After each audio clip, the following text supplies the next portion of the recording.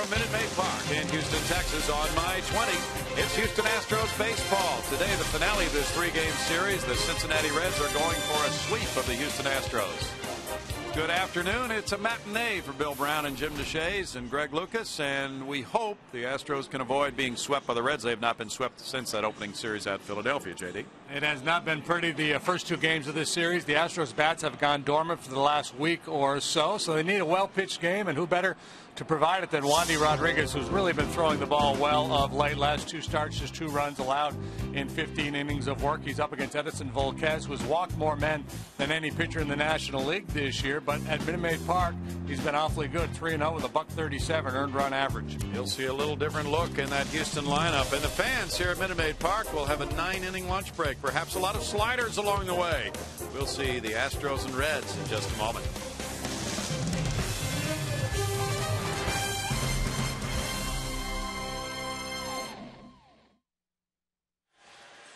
Hello.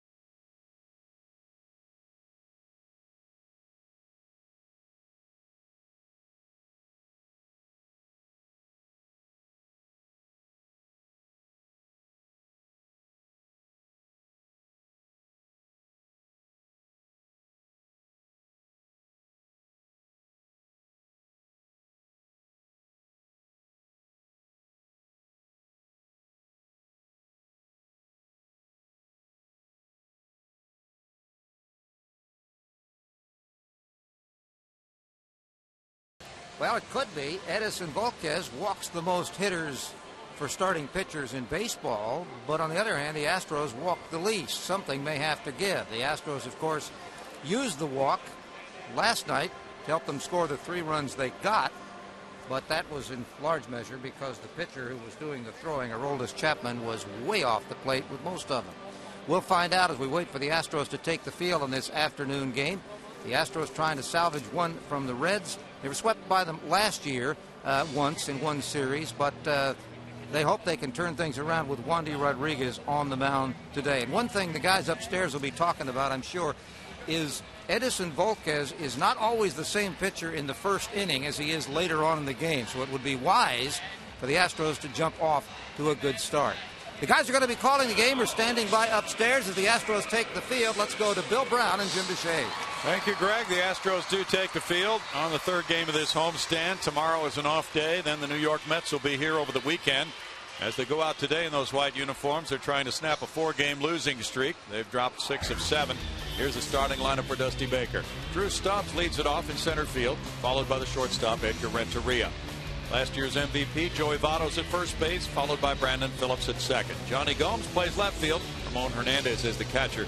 Jay Bruce of Beaumont is the right fielder, batting 7th. It's Paul Yanish at third base from Rice University. And Edinson Volquez will be on the mound for Dusty Baker. Well, this afternoon for the Astros, it's left-hander Wandy Rodriguez. Take a look at the breakdown for Wandy, home and road. And this is a familiar tale. Over the years, he's been a whole lot better here at Minute Maid Park than he has been on the road. He's been able to moderate that some in the last couple of years. And, boy, against this club, he's been awfully good here. Last year, in particular, he was very good against Cincinnati. And here he is last time out. This was in Pittsburgh, a 3-2 Astros win. Wandy went 7 innings, allowed 5 hits and a couple of runs to the Buccos. He's been on a nice roll last 4 starts. He has pitched very well. And defensively, it looks like this afternoon. Brian Bogusevic's going to get a start out there in left field. He joins Bourne and Pence. And Matt Downs also getting a start this afternoon. He's in at second base, pairing with Barmas up the middle. Wallace and Johnson have the corners. J.R. Tools will do the catching this afternoon. Downs, I'm surprised he can even walk after taking that Aroldis Chapman fastball off the shin last night. Yeah, that put him down, and he tried to get up and do a push-up. As we'll see, he really took a shot to that right ankle. Chapman was throwing 100 miles an hour, but had no clue where it was going. He's tougher than Izzy Mandelbaum picking up from that. My goodness. That's got to hurt. But it's not deterring him from being a starting second baseman, as you see. And starting for the first time, Brian Bogusevic. He's getting the call in left field. Carlos Lee getting a rest today. Bogusevic has been successful as a pinch hitter, but manager Brad Mills finally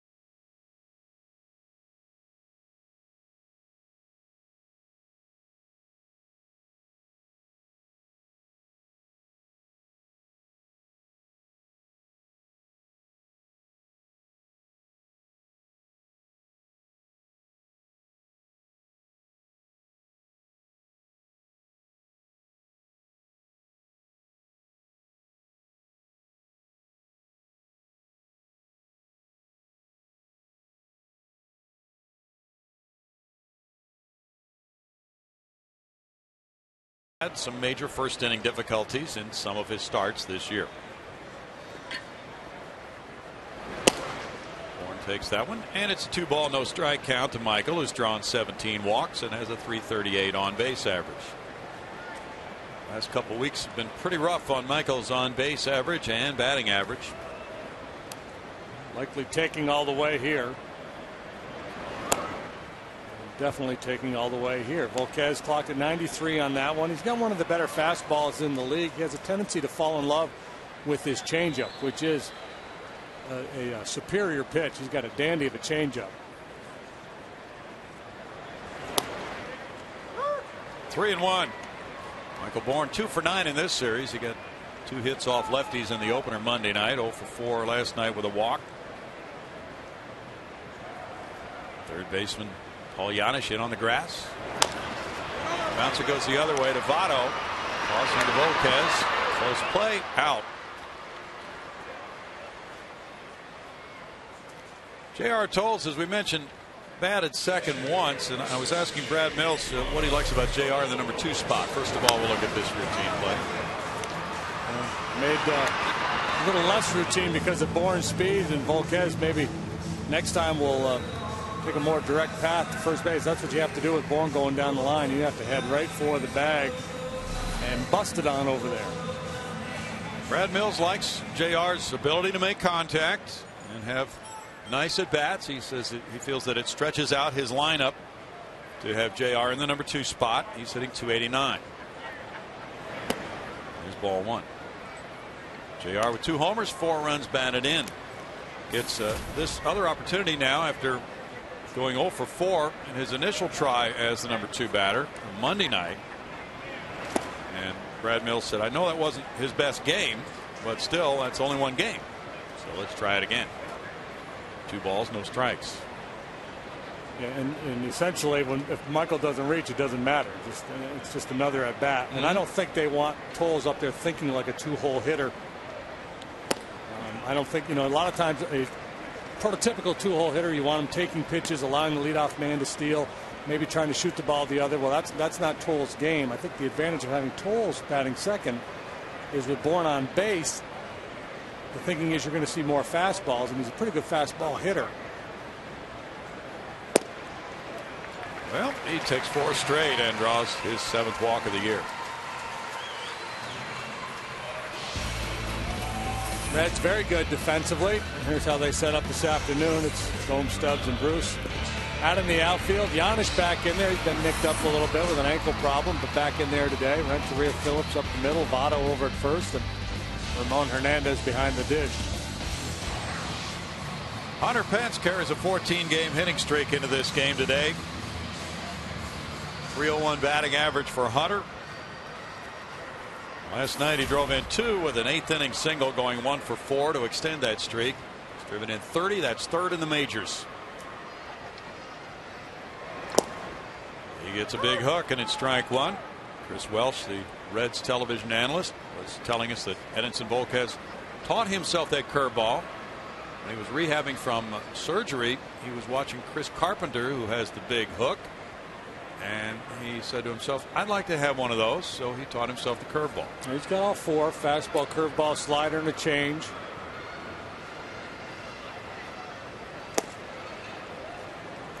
One of the criticisms you hear about Volquez is, well, one, he for a guy who's not real big, he has a hard time repeating his delivery.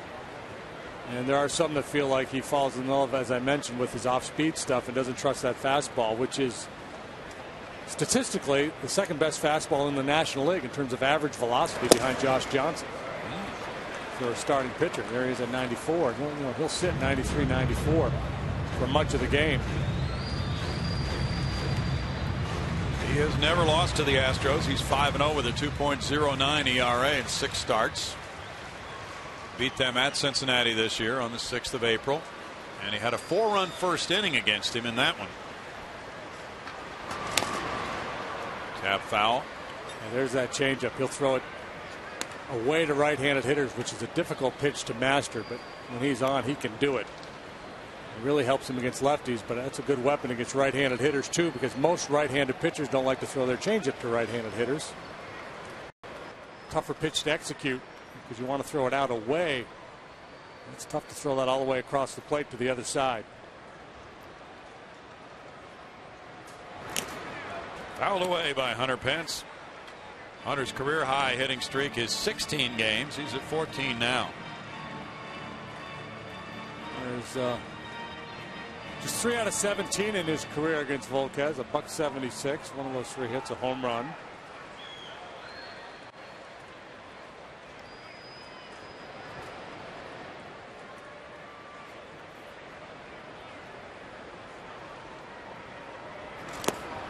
And he gets a swing and a miss. A foul tip, actually, for a strikeout. That's out number 2.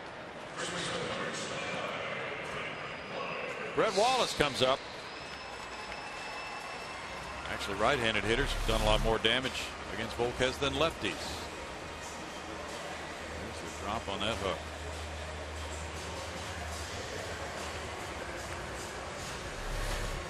Well, even if the Astros don't score, it's been a big improvement over last night when the Reds scored 4 before most of the folks had even settled into their seats. I mean, it was walk, double, ground out, RBI, and then a home run, and boom, 4-zip for the Redlegs.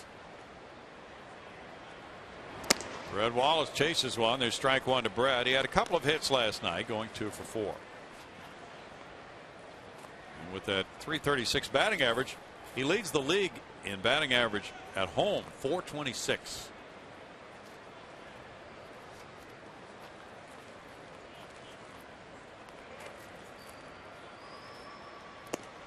Wallace takes it, and it's off the plate for a 1-ball, 1-strike count.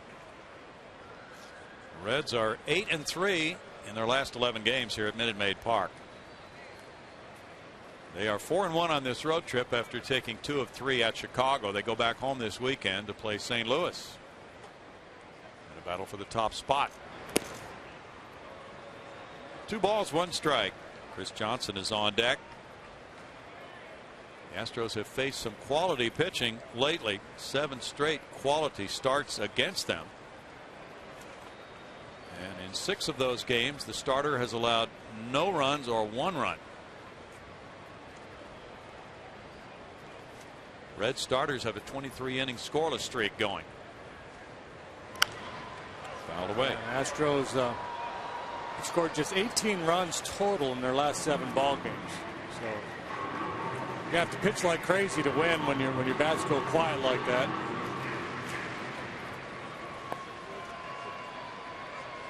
Very warm day outside and cloudy. There's the hope for rain tomorrow. And that would certainly be welcome in this drought-stricken area.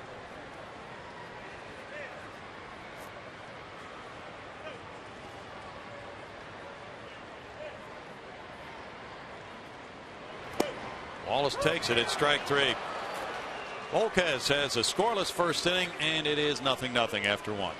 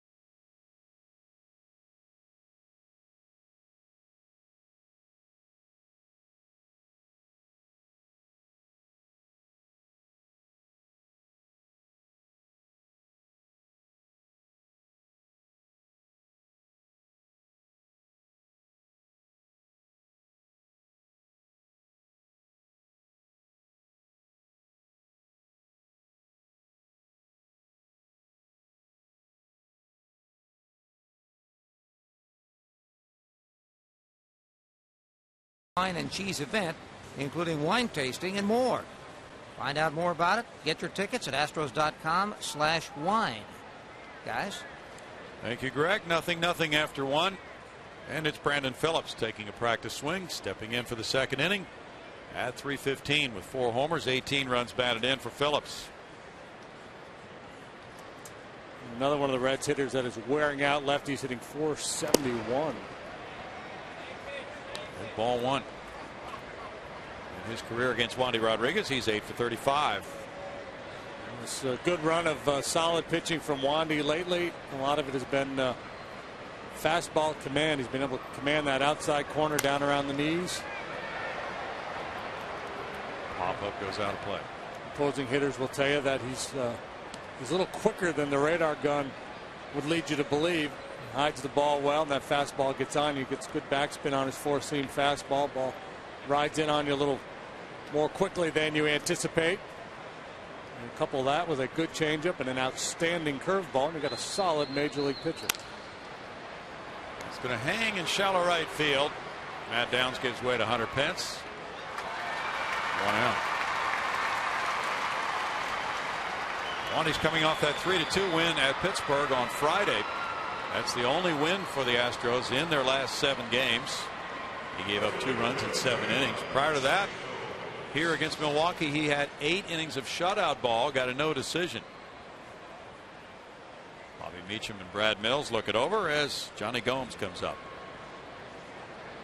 Gomes with a .192 average has 6 homers. He's driven in 17. He's drawn 22 walks.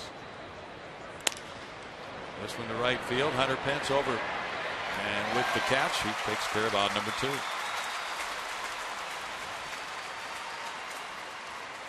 Wandy's getting his outs quickly. Yeah, it really sets him up to pitch deep into a ball game. When you have this early easy innings, it really sets the tone. He's got 5 outs on 12 pitches.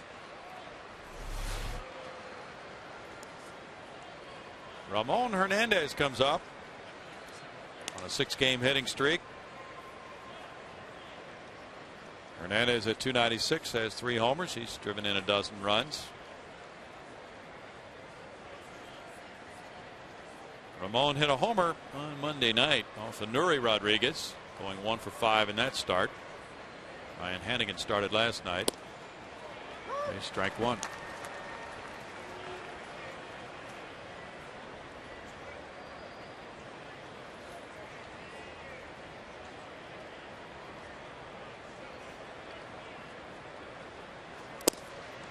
Reds should have some big crowds this weekend at home against the first place St. Louis Cardinals, who are 1 game in front of them.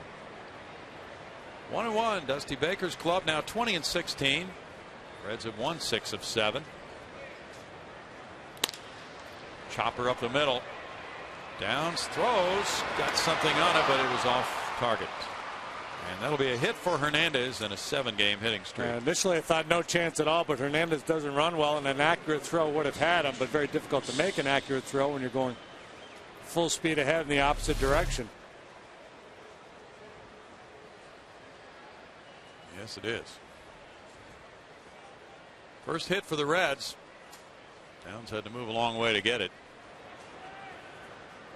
Jeff Keppinger will start his injury rehab assignment tomorrow for Corpus Christi in Frisco, and he'll be playing second base there.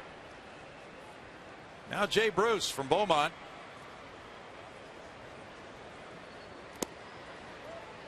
He looks at ball 1. Jay Bruce in the lineup today, despite the fact that he is 1 out of 20 in his career against Wandy. Might explain why he's batting 7th. It's an .050 batting average, and he has struck out in 12 of those 20 at bats. Last night he hit 5th. He homered off Brett Myers in the first inning. He hit 3rd Monday night, so he's worked his way down the lineup, but understandable with that 1 for 20 with the 12 strikeouts against Wandy. Maybe Dusty Baker saying, you're home. You're here in Houston from Beaumont. I'll put you in there no matter what the numbers say. He says he likes to play guys in their hometowns. He's been talking about that with Paul Yanish, who finally worked his way back into the lineup today. He's been out with a sprained ankle.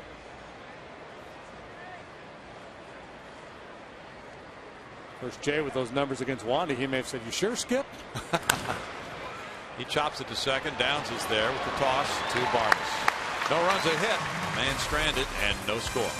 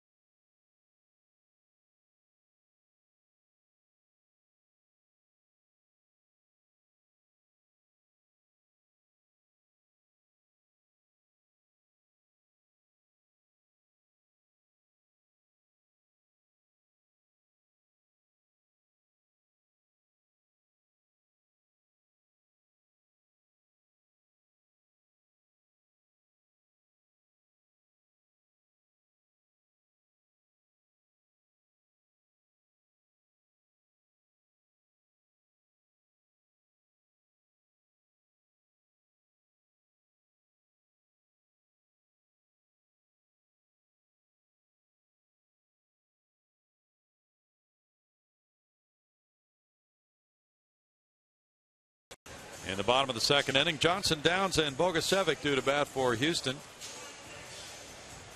Chris Johnson at third base, batting in the number 5 spot today. Begins this at bat with a 181 average. Chris, with 4 homers, has driven in 13 runs.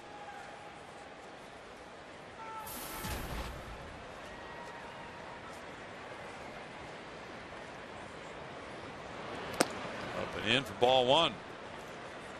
The 27-year-old right-hander, Volquez. Only Bronson Arroyo, among the 5 in the Reds starting rotation, is older than 27. It's a line shot. Phillips went up and grabbed it. Yeah, Phillips putting together a nice little resume tape in these games against the Astros so far this year. He's made a lot of sparkling plays. A couple like this one. This one not hit all that sharply, but he still had to extend and go up and get it.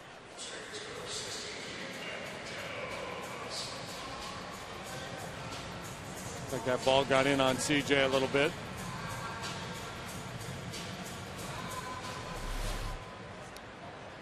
That's 1 out for Volquez. Facing Matt Downs now, making his 7th start of the year. His 3rd start at second base. It's ball 1 to Matt. 270, 1 homer, 6 runs batted in. He's done well when in the starting lineup. 6 for 19 with 4 runs batted in. Runs in on him, and it's 2-0. Brad Mills, you know, it's kind of day where you're going to shake things up anyway, night game or day game after night game, but continues to search for offense, a willingness to try different guys. Downs had decent power numbers as a minor leaguer coming up through the Giant system.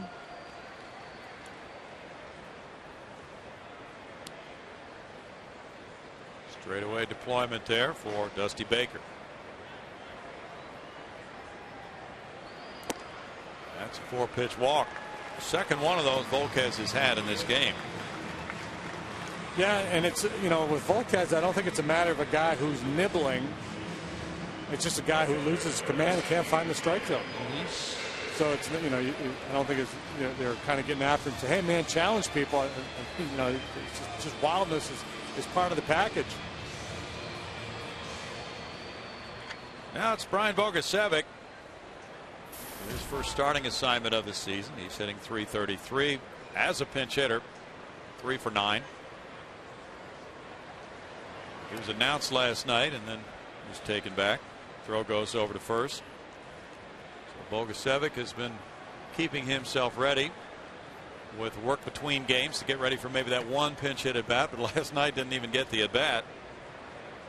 He was announced, and then J.R. Tolles pinch hit for him after the Reds made a pitching change. Bogusevic looks at it, and it's ball one. Bogusevic came up from AAA Oklahoma City. That move was made on the 26th of April. Played in 19 games for the Astros last September. First round pick in 05 from Tulane, a pitcher then.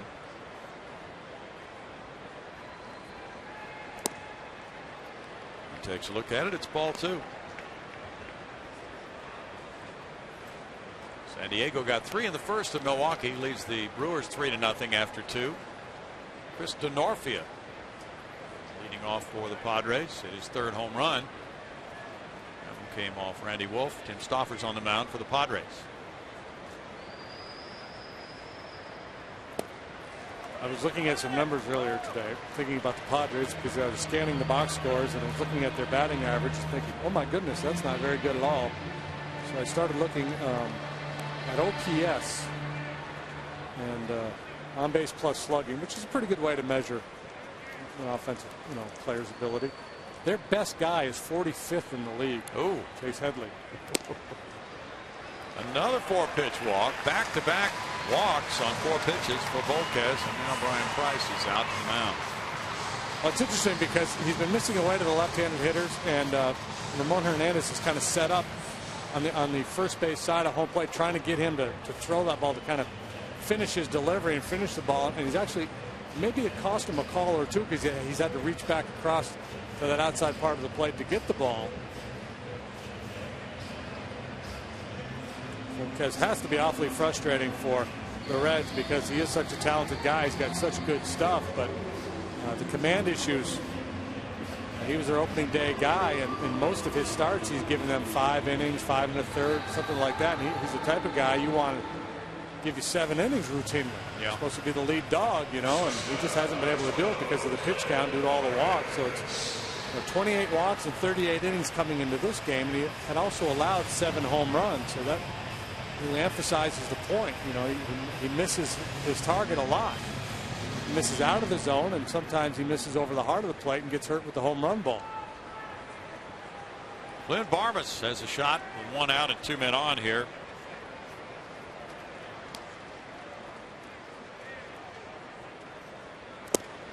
Gets a first pitch curveball, ball 1. Clint's wife Summer celebrating a birthday today. 2-12 for Clint with 2 runs batted in. He is 2 for 5 in his career against this right-hander for the Reds. A nice birthday present for her if he can come through right here.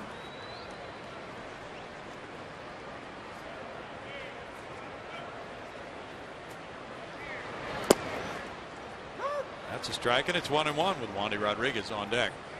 Maybe the message from Brian Price was, look, you'd miss him with your fastball, try a couple breaking balls.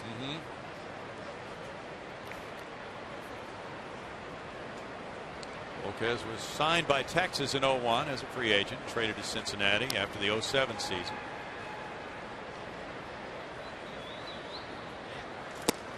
That was the big Josh Hamilton trade. Check swing call was made at first base, and it's 2 balls and 1 strike after the Ted Barrett call, no swing. They had the breakout year in 2008 for the Reds, won 17 games, was an all-star, and that's everybody was thinking, boy, that's a pretty even deal. But injury problems has really derailed him the last couple of seasons.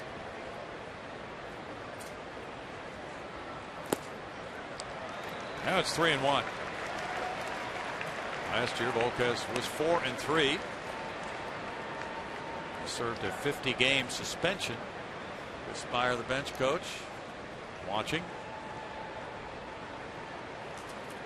You just tell the body language of the Reds infield. It's tough to play behind a guy like this with all the time between pitches, but continually missing the strike zone.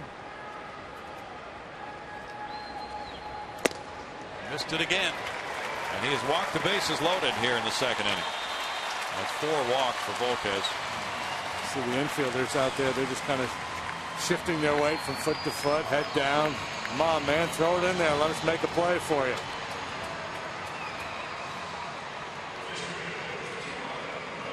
Joey Votto at first, hands on hips. Now Wandy Rodriguez, who has 3 hits and 14 at bats, is ready. They're not going to waste any time. They're going to get somebody up in the pen. Wandy looking for his first RBI of the year. Third baseman Giannis just a little bit inside the bag.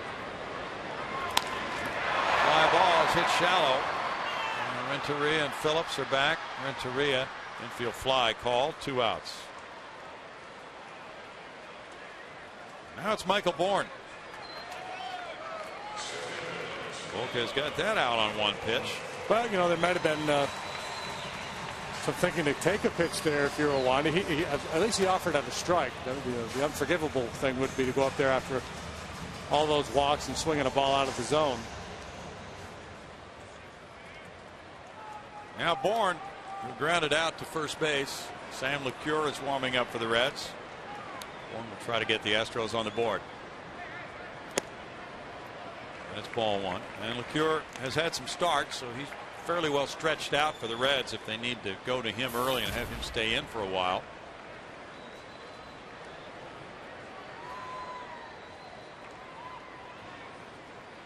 Volquez's first inning ERA after his first 4 starts was 29.25. That's not very good, Brownie. No, that's not good at all. Well, twice in his first 4 starts, he allowed homers to the first 2 batters he faced. He did it on opening day against Milwaukee. He did it against Pittsburgh. When he beat the Astros, he gave up 4 runs in 5 innings. He walked 5 and struck out 8 in those 5 innings. He's been flirting with a lot of danger this year. Drops the hook in for strike 2. It's 1 and 2. He's living on the ragged edge, JD. And then therein lies the frustration. You see that 95-mile-an-hour heater followed up by that nasty breaking ball. And again, one of the better changeups in the league. Stuff is there. But harnessing it, that's the real question. Tim McClellan says no swing. 2 balls, 2 strikes. I think Ramon Hernandez should be fined for asking for an appeal on that one. Not even close to a swing. Ramon, quit begging. Doesn't cost anything to ask. It should. And when you've got a struggling pitcher out there, you get 4 appeals a game. Looking for help. Use them judiciously. Don't bother Tim. He had to work the plate last night. All right, we're going to start charging guys $100 for an appeal. That's 3 balls, 2 strikes. Now it comes down to cases here for Edinson Volquez. Bases loaded, 2 outs, 3-2 count. Normally you would think fastball, but his fastball command has been so shoddy. If I were Hernandez, I might think breaking pitch here.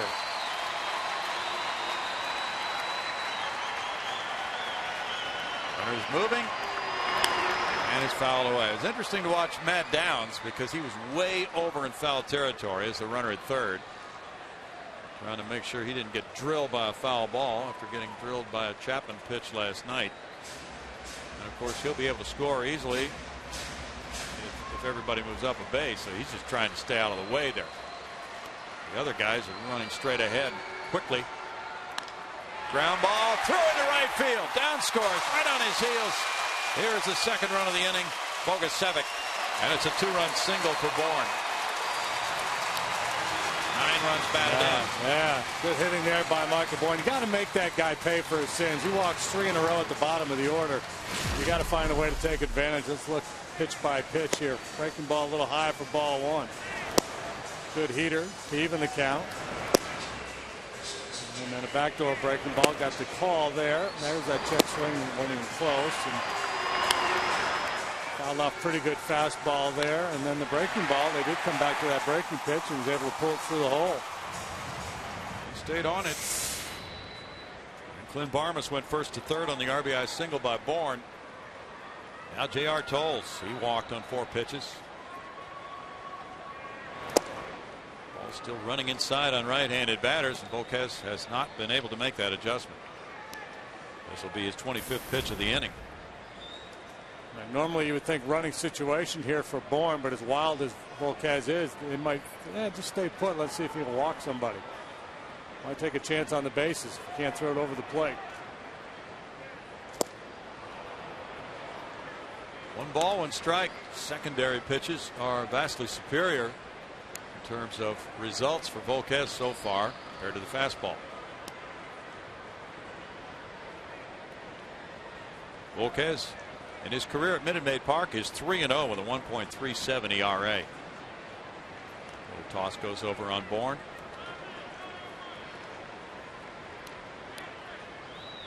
Hunter Pence is on deck. Volquez has made 77 career starts without a complete game. Using up a lot of pitches here, 45 so far. And a few throws to first base as well.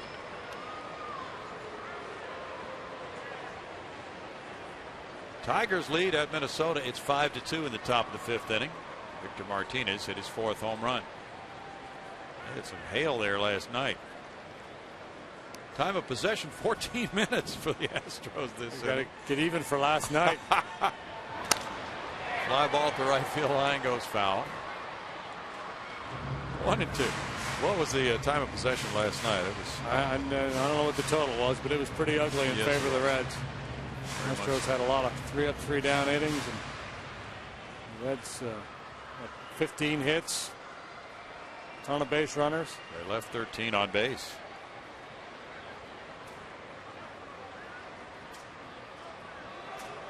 Nothing doing at the corners. Well, the Reds' starting pitching scoreless inning streak reached 24 until this frame. Now with 2 runs home, J.R. Tolles trying to add to the damage. Bourne is going. Little dribbler goes to third base. Barma's coming home. Throw by Yanish on 1 bounce, and Votto's there for the 3rd out. 2 runs, 1 hit, 2 men left for the Astros. They lead it 2-0 after 2.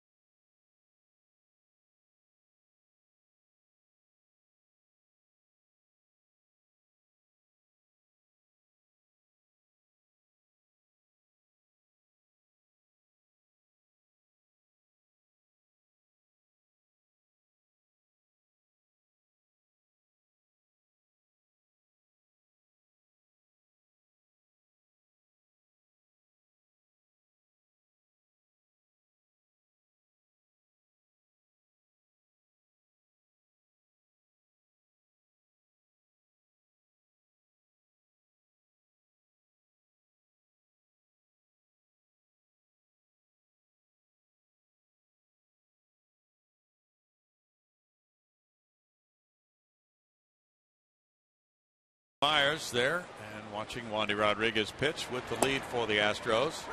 There's strike 1 to Paul Yanish.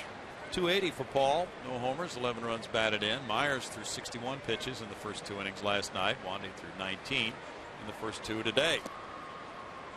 It's a 1 ball, 1 strike count. Yanish has been out with a sprained ankle. Stepped on the side of third base a few days ago.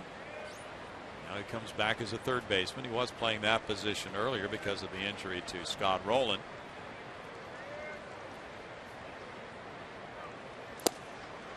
If you stumbled upon us on My 20 and you were looking for funniest home videos, you'll be able to catch that tomorrow in its entirety. Okay. Preempting old adventures of Christine too. Clint Barmas. Stretched by Wallace. He kept his foot on.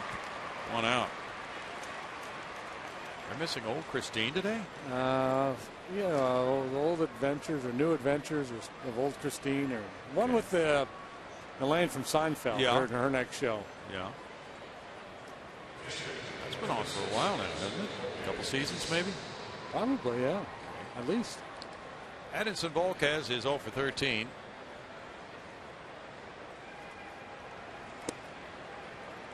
Looking at ball 1.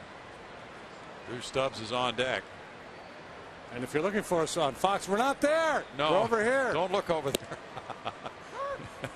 1 ball, 1 strike. Well, the Reds pitchers have had some meaningful at bats in this series. 3-run homer Monday night from Travis Wood. Single and a run scored from Homer Bailey last night. 2 balls and a strike. I'm not particularly happy with that call from Marvin Hudson. Giving him some body language. It's 2-2. Well, Brett Myers was analytical in the quotes in the paper this morning about his start last night. He made a reference to pitching the Reds hitters as if they were Babe Ruth last night, and he discovered that fastball came into play pretty well for him. And there's strikeout number 1 for Wandy. Yeah, ultimately the number's not good for Myers, but he, after giving up 6 in the first 2 innings, he really settled in and pitched nicely, helped save the bullpen, and I think that's something you can take into your next start. A lot of these Reds have connections here in the Lone Star State. Stubbs among them.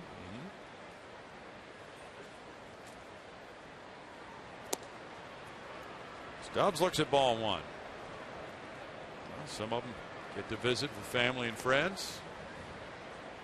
Stubbs from Texarkana, so that's a pretty good distance from here. But the Paul Yanishes, Jay Bruces are close to home. Reds will not come back here until August 1st through the 3rd. 2-0. Homer Bailey of LaGrange. That's certainly within driving distance. And he really enjoyed the evening last night. 7 innings of shutout ball. Hey, you go to LaGrange, you're not far from Buc-ee's. You just take a right. That's right. Got to go to Buc-ee's. Head up the highway, get yourself a tank of gas, a cup of coffee, kolache, and you're good to go. If you get yourself a tank of gas, you might not have much money left for anything more than a cup of coffee and a kolache. These days. 3 and 1 to count. It's getting up there, isn't it? It is. Dribbled foul, 3 balls, 2 strikes. Well, the Houston Chronicle had a story today about the potential sale of the Astros, claiming that it could happen as early as next week to Houston businessman Jim Crane for $680 million. Story by Richard Justice and Zach Levine.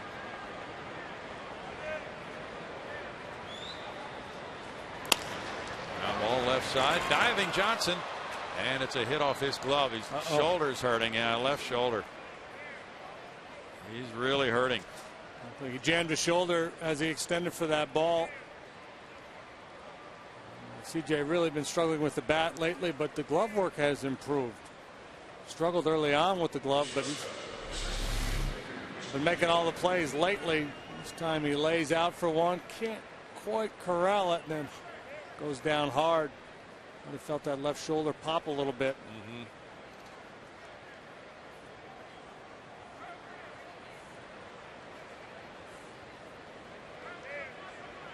Barmas in position to make the play as well, but as a third baseman, you're taught to get everything you can. And again, with a guy like Stubbs going down the line, that's a difficult play for either guy. If CJ gloves it and gets to his feet, it's going to be a tough play to make. And Barmas from deep in the hole, unlikely he would have been able to throw out Stubbs, who runs quite well.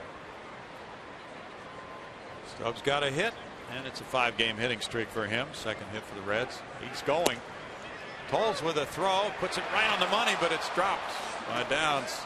Maybe the runner slid into it, but Stubbs gets a stolen base, his 12th of the year.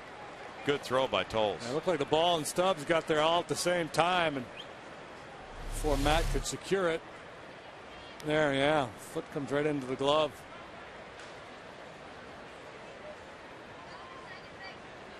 That's a great shot. How close that was. Watch this. Boom. It did hit his foot. Yeah. Yeah. Just got there.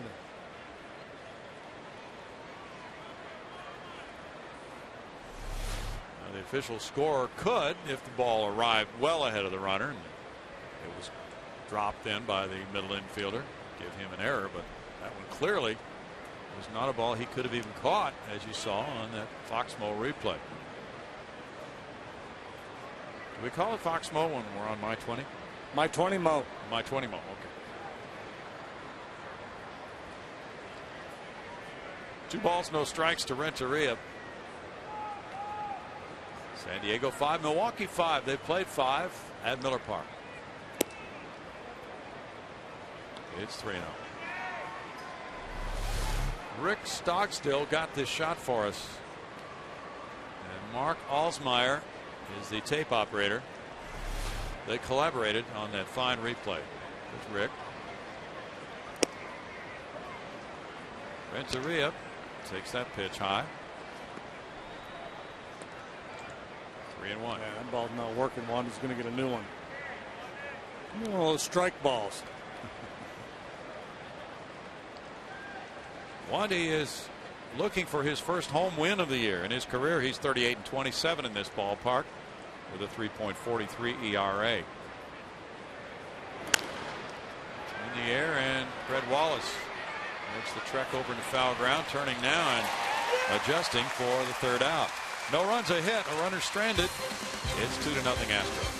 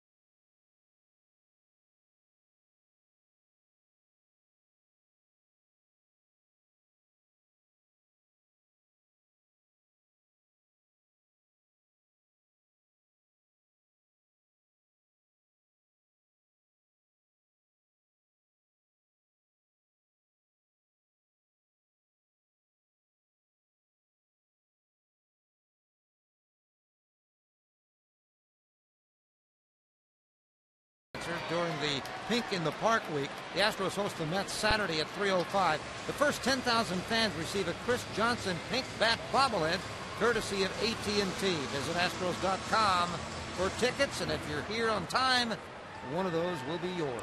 Oh yeah, usually you have to get there very early to get a bobblehead, I'm told. Bottom of the third inning. There's ball 1-2. Hunter Pence, who struck out in the first. You know, and if you make enough errors, you could earn that nickname. You could become bobblehead. Like Puddinhead Jones. You could become Bobblehead Smith. He made 47 errors one year. Change up makes it a 1-ball, 1-strike count to Hunter Pence. Yeah, the folks in the ticket office say you better be here before those gates open. Get a shot at a bobblehead.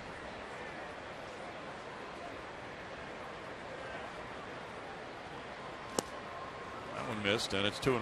Steve Carey, the visiting clubhouse manager, has maybe the most extensive collection of bobbleheads on the planet. His office is lined with them. Yeah, occasionally we'll trot out that video and show that shot of it. It is really fabulous. Yeah, players come to town, they bring them their bobbleheads, and he's world renowned for his collection. Takes up several shelves in his office. Steve Perry is to bobbleheads as Imelda Marcos is to shoes. You're not really exaggerating either. There's a walk to Hunter Pence, and it's painful to watch. Yeah. Yeah, there it is. It's a vast array of baseball personalities from past and present. There's some hockey guys up there, some Red Wings. It's got the see them. There's chorizo, the racing sausage from Milwaukee. Very cool. Brett Wallace struck out looking. Yeah, you know, the fact that Velquez is wild is obviously good news for the Astros, especially the way they've been swinging the bats.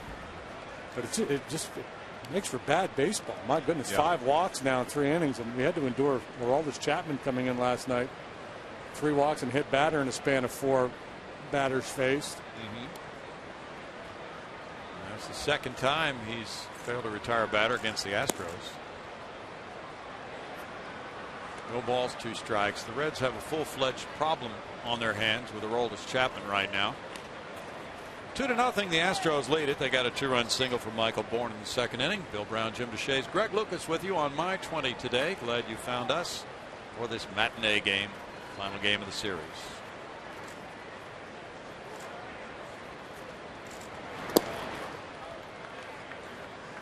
It's 1 ball, 2 strikes to Brett Wallace. Also Saturday here, it's Military Appreciation Day at Minute Maid Park. In addition to that Chris Johnson bobblehead, in honor of current and retired U.S. military personnel, the Astros will celebrate the accomplishments of the U.S. military, including pregame ceremonies and other items. Tap to Phillips left. He goes back to second, and then Renteria does not throw to first wisely. 4-6 play on Hunter Pence, 1 out. Not many better than Brandon Phillips out there at second base. He makes all the plays. Quick feet, look how quickly he turns to get that feed to Renteria. Did not get the handle on it, so did not want to airmail the throw. That was a good illustration of those quick feet. Getting his shoulders squared away to the target. Renteria took the throw for out number 1. Now it's Chris Johnson. He lined to Phillips first time up. That's ball 1.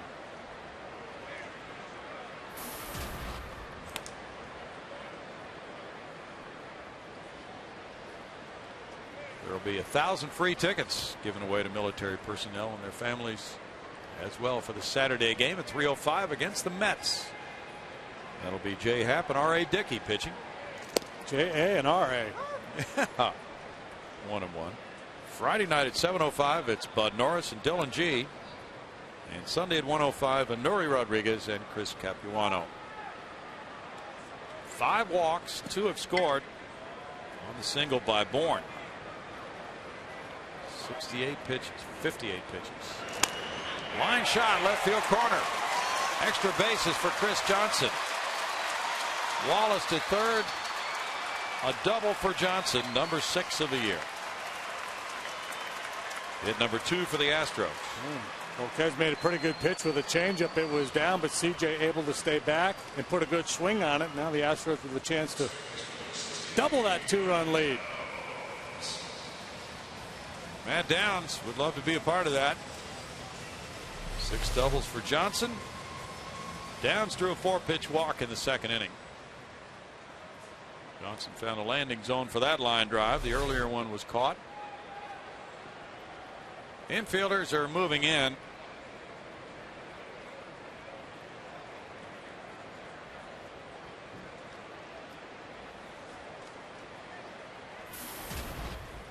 Renteria is just a little bit closer than halfway at shortstop. Second baseman Phillips is moving in some, as you see. Bogasevic's on deck.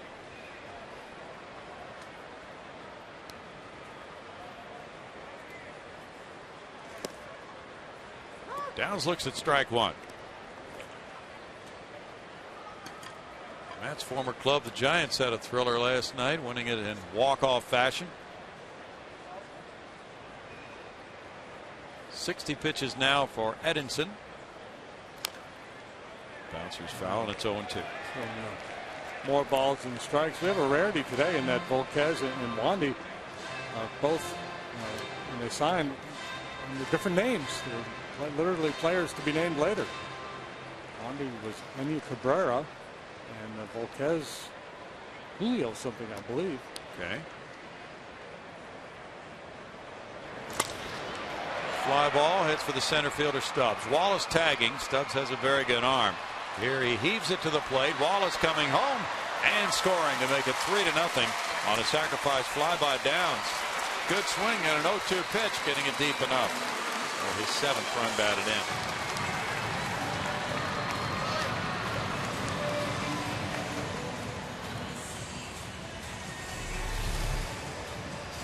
Stubbs has a very strong arm, gets some momentum behind it. See where CJ was on that play. Probably could have advanced on that high throw because there's no way that ball was going to be cut. He's at second, hoping that Bogusevic can come through here as Downs has to make it 3-0. Bogusevic walked on 4 pitches. Not the time to be risky, though, when you're on second base already.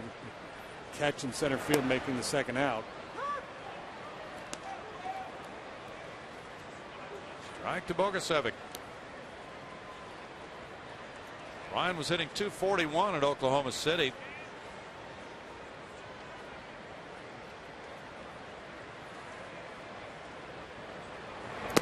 Speaking of Oklahoma City, Tommy Manzella hit for the cycle last night. How about that? CJ reading it, and then he was back in time to tag, and if he wanted to, could have tried to advance, but decided to play it safe, and that was probably the right play with 2 outs.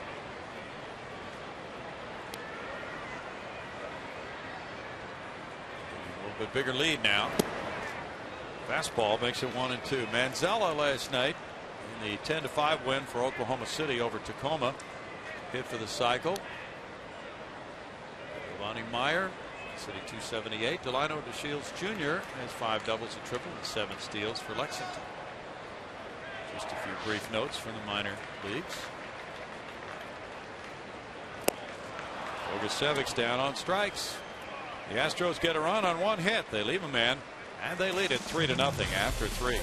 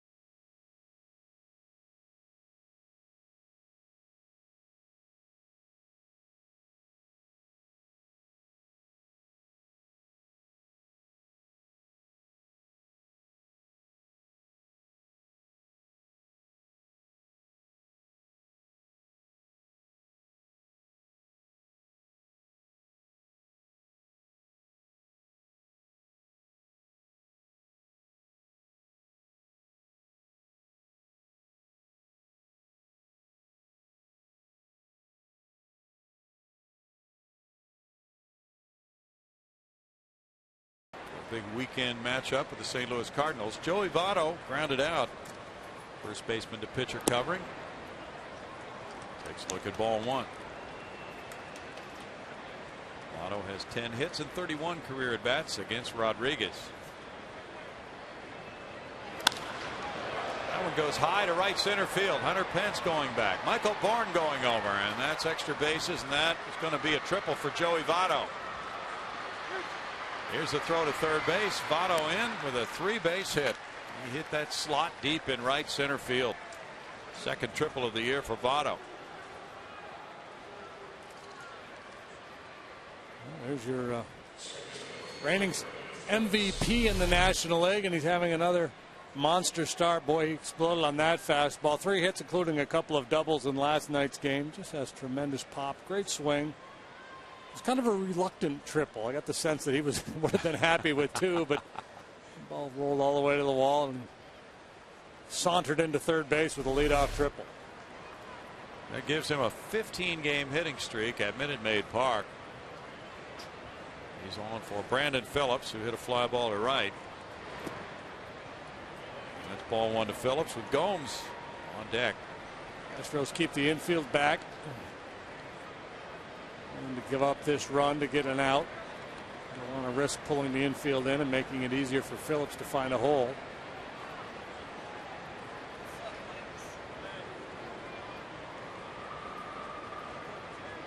Phillips has driven in 11 runs in his 14 games as a cleanup man. For Joey Votto down there at third base, this is not a go on contact situation with nobody out. Routine ground ball to the middle of the diamond. For sure he will score. Sharply hit ball to the corner. He's going to have to read it and likely stay put. Contact play, more of a 1-out play for a base runner on third. You're gambling a little bit and you're going to go on contact and gain that extra step or 2 as opposed to reading the ball off the bat and then breaking. But with nobody out, you feel confident that somebody's going to be able to get this guy home. You got 2 chances to get him home with a ground out or a sac fly. Especially at this point in your batting order. With the cleanup hitter up now. Pretty good hitters to follow.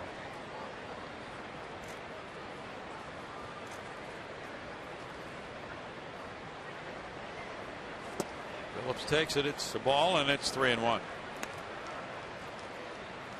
JR kind of boxed that one. May have cost Wandy a call.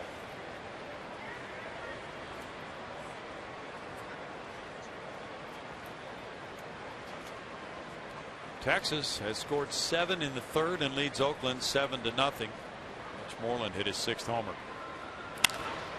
Sharply hit shortstop. He's coming home. Man, I think he had a shot at him. Might have. 3-1 now. Phillips gets RBI number 19 on the grounder to shortstop. And you know, your mindset is when you're back like that you're conceding the run, so you just take the out to first base. But the ball was so sharply hit, and Votto hesitated. You see it here. Yeah, he had a shot at him at home.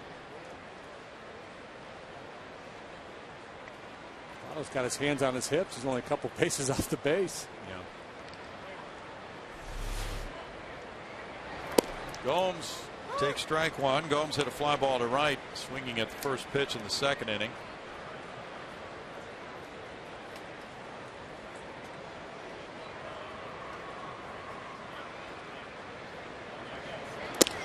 Upstairs. It's 1-1 to Johnny Gomes.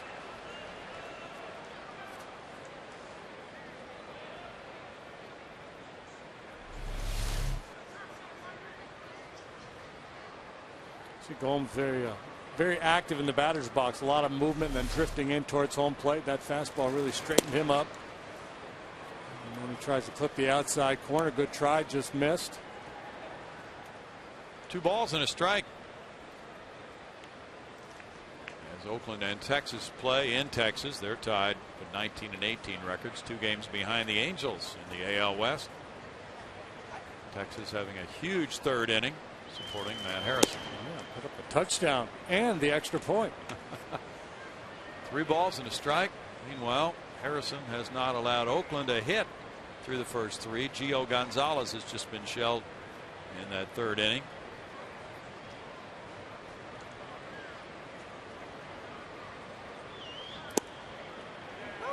Was back in there. 3-2.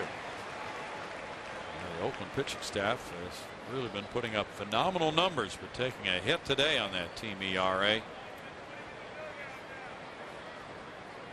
was 2.75 for the club before the game today. Swinging a foul tip, and Gomes is down on strikes. 2 strikeouts.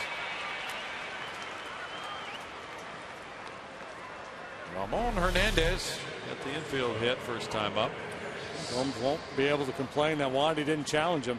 Came right after him. 3-1 fastball, 3-2 fastball.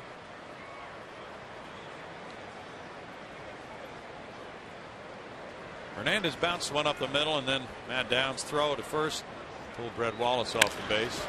This time he cranks a line drive deep left field, and it stays in play. It just went to the right of that wall. Now quickly Bogusevic gets it back in to hold him to a single. He hit it too hard to get a double. Well, yeah, I mean, that's frustrating there. That's like hitting a drive 340 yards right down the middle, and you land in a pop bunker. You're thinking good things are going to happen here. He crushed that ball. If he pulls it just a few more feet, he's got a home run. Just about any other ballpark, he's got extra bases. Short left field here. Well played by Bogusevic. He holds him to a single.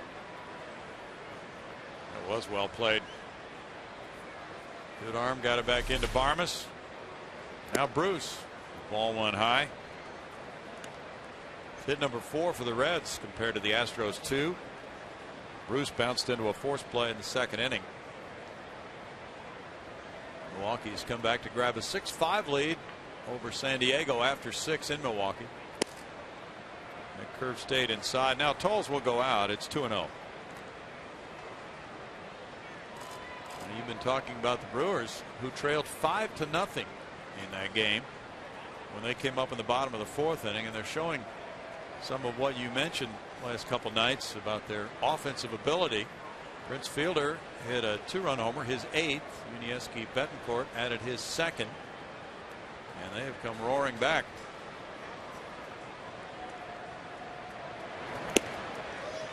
Yeah, the Brewer bats had gone quiet for a while, but you knew they were going to start making some noise.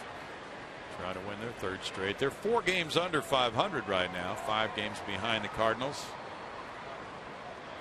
They were tied with the Astros a few days ago. Foul ball back. 2 balls, 2 strikes.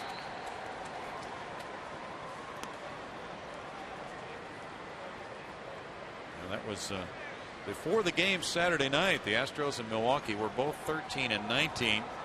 Brewers had lost 7 in a row.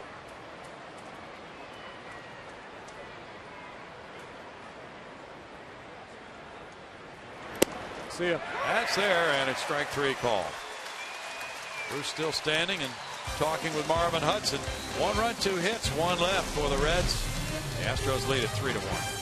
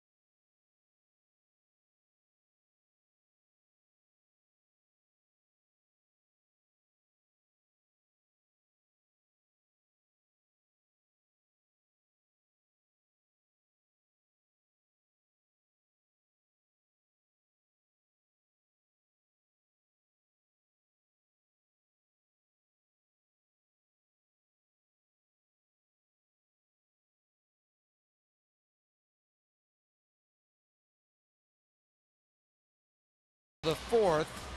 Let's take a look at the AT&T trivia question for the day, and it kind of ties in with Tommy Manzello, who hit for the cycle down at Oklahoma City last night.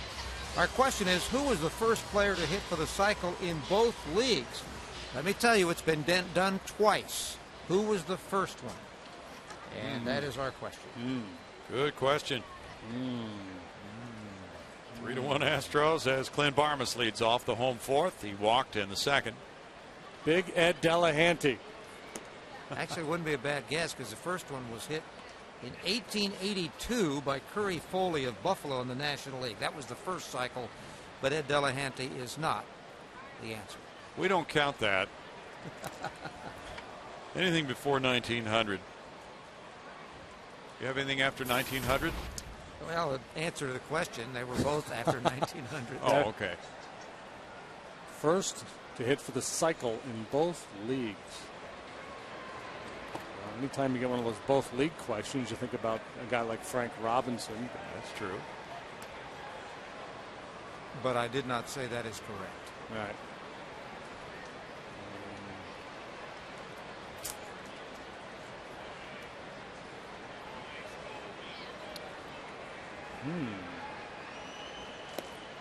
Well, I'll give you a clue.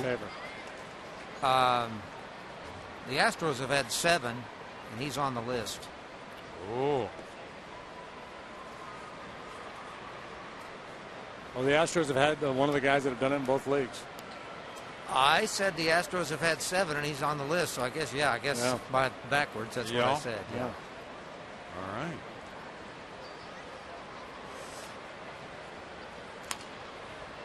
Foul ball. Keeps the count at 2 balls, 2 strikes. Wandy Rodriguez on deck. He wore a lot of hats. A lot of hats. Huh. Not necessarily baseball cap. Let's just say he wore a lot of hats in baseball. Well, Bob Watson. You got him. Yeah. That's right. Did it with the Astros in 77 and the Red Sox in 79.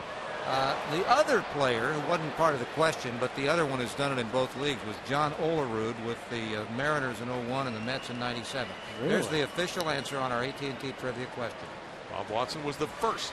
He was the first to do it in both leagues. The ball. That's it. Pirates have had 23 players do it over their history. The Astros have had 7. The most recent Astro was Luke Scott. Foul back out of play. I don't believe Luke Scott did it.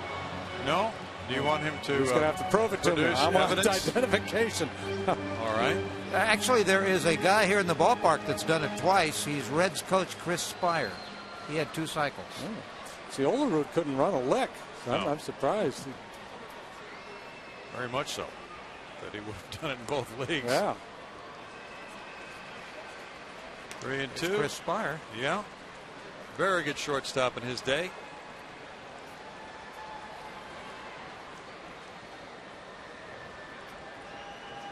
I remember seeing Chris play in Montreal back in the day. He played about 17, 18 years in the big leagues, didn't he? Yeah. He was telling me last night or the night before that son Justin is now retired. I was asking Chris who was the best second baseman he ever played with, and he had a long pause. That tells you there were a lot of them. Did he come up with an answer? Yeah. Did he commit? Well, he mentioned, Tito Puentes, I think, was one. Darryl Thomas, but he said nobody like Brandon Phillips. He really likes Phillips as a top-notch defensive second baseman.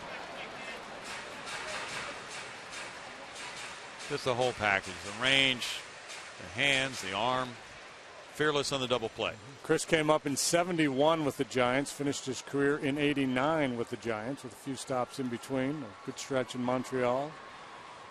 Was a Cardinal for a year, Twin. That's line to left field.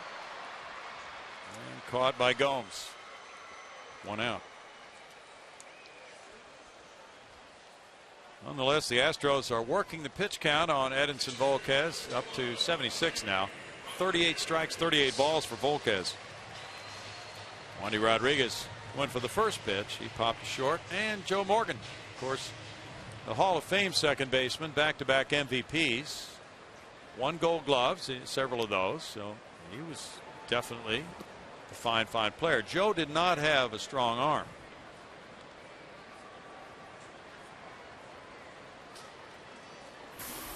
But that did not deter him from being just an outstanding player. What helped him was Dave Concepcion making plays up the middle. Well, and that Gold Glove award so many times is given to the best offensive player, which is silly, but it's happened a lot over the years.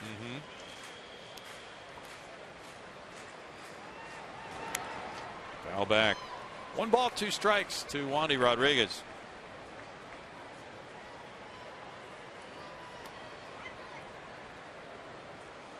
The Astros ranked 7th in runs scored, but this last week has been rough on them. They've just really been struggling to get into that run column. 2 balls, 2 strikes. So today may be very helpful in breaking out. Friday night they go against Dylan G. It's a big challenge when you're in a funk like this as a team. You have to have a very short memory. Just turn the page on what's happened the previous days and treat every day like a separate event, and just go out with a fresh approach and get after it. Isn't that the challenge of this sport? Fly ball goes to right. Jay Bruce waiting for it. 2 outs.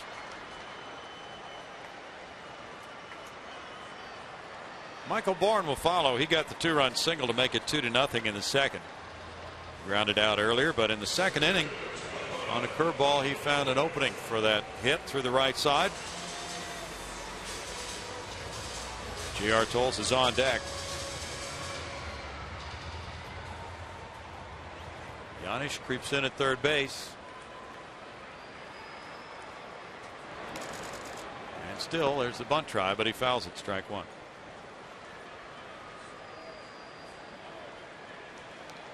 Of course, Michael could drop that bunt down on the first base side and easily beat it out if it's well positioned. So the second baseman Phillips has to cheat in a little bit and give himself a chance to come hard on a drag bunt and try to make a play. That's a fair ball into the left field corner. Kicks out towards center. Gomes overran it, and now Bourne has an easy double. His 10th 2-base hit. Oh, sure. Suck him in with the bunt and then slap it by him for a double. That's classic. Tied for 6th in the league in 2-base hits. Giannis up on the balls of his feet, ready to react, but that ball well struck by Michael. No chance for Giannis to make a play.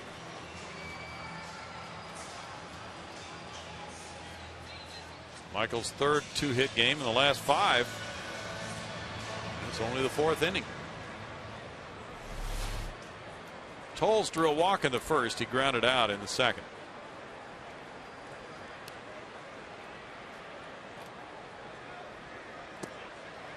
Curveball's good for strike 1 for Volquez.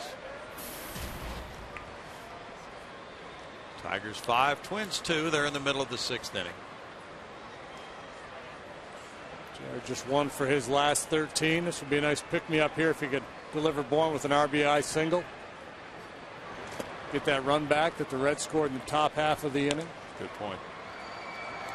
1-1. You know, the Twins, like the Astros, are 10 games below 500. But Minnesota's payroll is over $100 million. A lot of things not working with that club.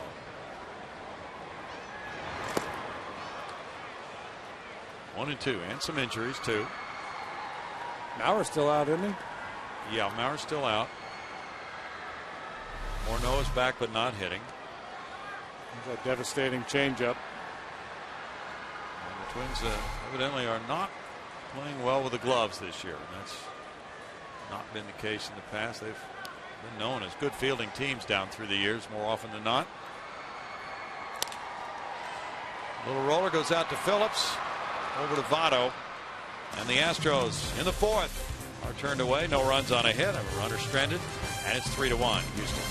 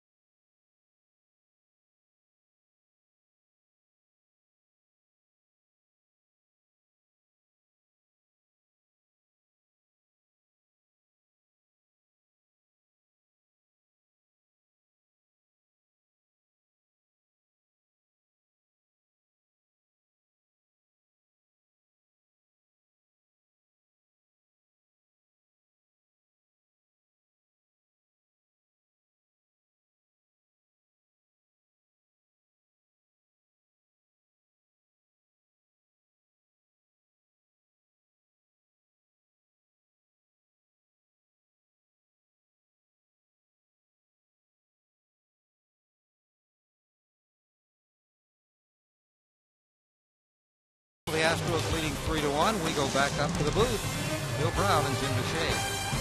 Greg, we were just thinking, as these fans are enjoying a lot of different things, maybe a drink, maybe a sandwich in the stands, that we've got that free sampling day today for the fans at that Carver station out in right center field, and they're giving the fans a taste of those signature sandwiches. What do we have, turkey and pork? Yeah, there's a Tom Terrific turkey or something to that effect, and then a pork sandwich. And I think that was before the game. I think they, okay. Like an hour window before the game where they could get a free sandwich, and then apparently they were going to vote on it and decide which one would be permanently placed on the menu. It's very, very heady stuff. A lot of responsibility for the fans.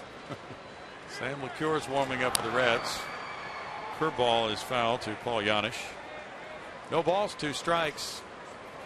So maybe a lot of sliders being consumed out there, but we haven't seen many sliders in this ball game.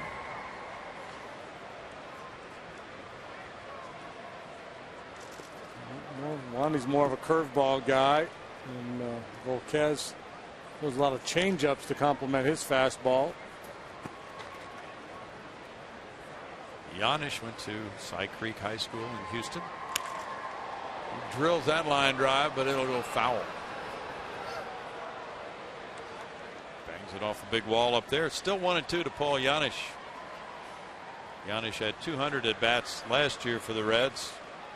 The year before, 256. This year should be the year he gets considerably more than that if he stays healthy and things go well. Top to third, Chris Johnson. 1 out. And the pitcher spot comes up. Yeah, but Volquez is done. Yep, Sam LeCure is going to come in. Chris Valaika will be the pinch hitter. Chris has been playing some third base, so Volquez contributed to his undoing with the walks today. That got him in trouble. He walked 5 in 4 innings. Struck out 3. And the Astros got 3 hits, 3 runs off him in those 4. Yeah, I think as much as anything, Dusty Baker with this move, I mean, obviously he's down a couple runs, so it makes sense to try to get something going here by sending a pinch hitter up. But I think he's trying to send a message to Volquez, too. And we need you to be more efficient. If you want to stay in games, you're going to have to throw more strikes. Strike 1 to Valaika. Pitch count was such that he was probably only going to get another inning out of him anyway.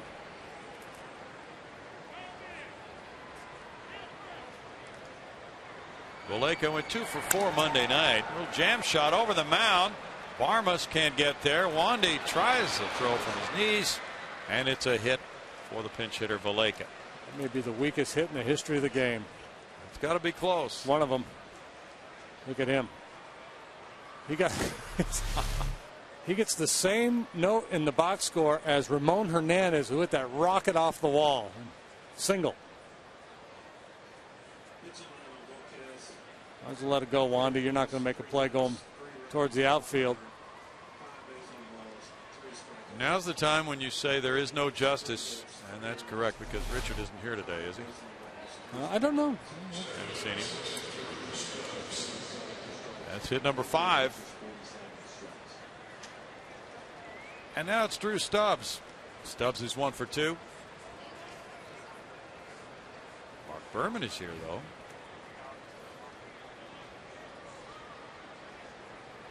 Stubbs got that hit off the glove of Johnson at third. There's strike 1.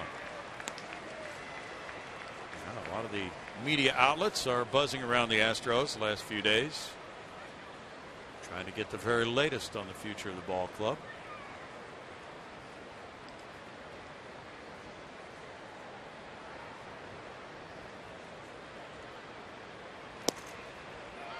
It's got to be strange days for Drayton McClain. If the reports are accurate that the sale of this club is imminent, all the blood, sweat, and tears he put into this franchise for all those years. Yes. Bought the club in '92. Signed Drabek and Swindell for that '93 season. ball, 2 strikes, and then the good years started coming in '97, a string of 4 division titles in 5 years. Returned to that top prominence in '04, reaching the league championship series, losing in the 7th game, and then in '05, the World Series for the first time in the history of the club. Among the most successful franchises in all of baseball through that run of '97 through '05. Not just the flags you see flying, but just total wins. One good club after another. Except for the 2000 club wasn't particularly good. Scored a lot of runs. Yeah. Hit a bunch of home runs. Well, he'll have great memories, and Drayton is widely known as the best owner the Astros have ever had in their history. So there's a lot of things in terms of accomplishments that he can remember very fondly down through the years.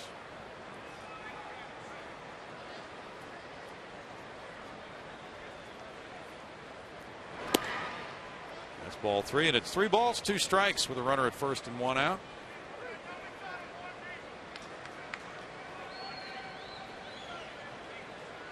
Stubbs, the kind of guy with 6 home runs who could tie this game in a hurry. Valleca measures short lead and draws the throw. Dusty Baker's club, 30 steals this year. I suspect Valleca will not be running here. 3-2, 1 out is an automatic go with a lot of teams, but would not be surprised if they told Valleca just stay put. Stubbs swings and misses a lot, and he's not going to get a good jump with Wandy on the mound, so you're fearful of the strikeout, throw out, double play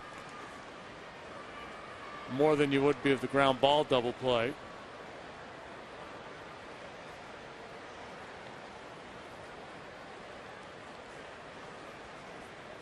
Dusty's club has come from behind to win 9 times in 20 victories. Chop to third, charge short hop play. Johnson, strong throw to Wallace, gets him. Stubbs retired for the 2nd out. Valleca to second, and now Renteria.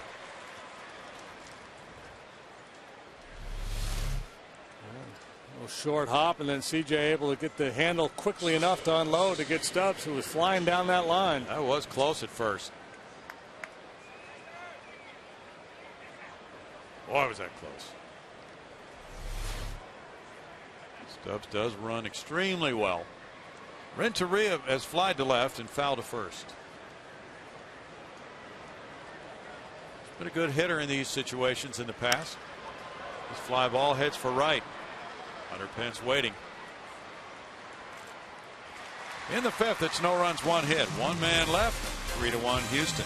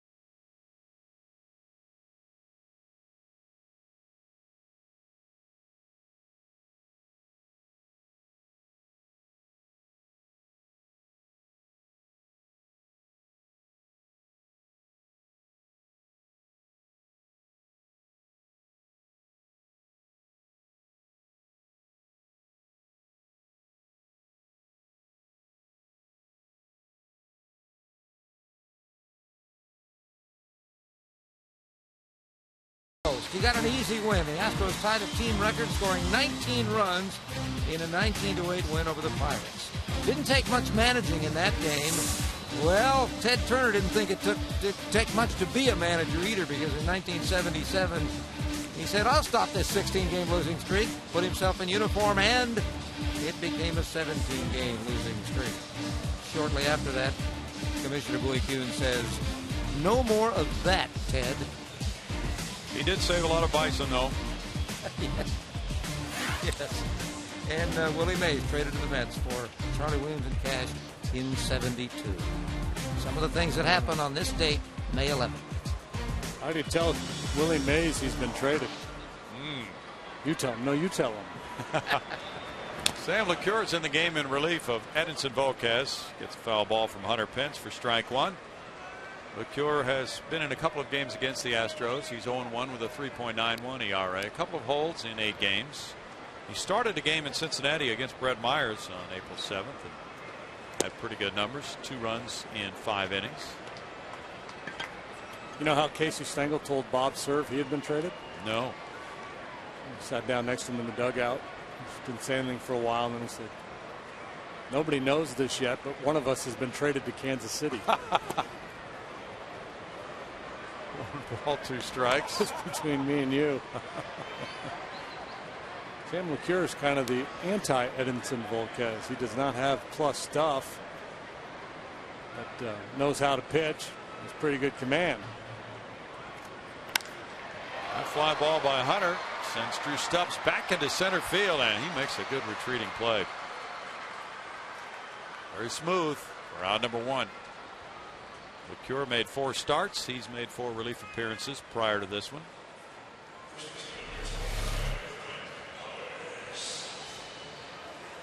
He relied on a fellow Longhorn, Drew Stubbs, to make that catch. LeCure married a battery mate, a former Longhorn softball catcher.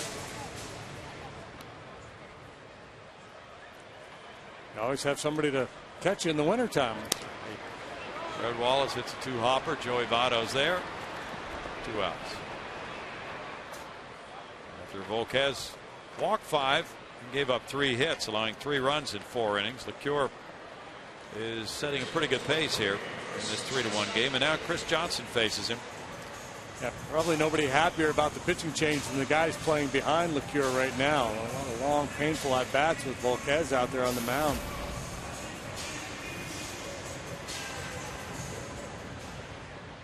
CJ lined to second, then doubled to left.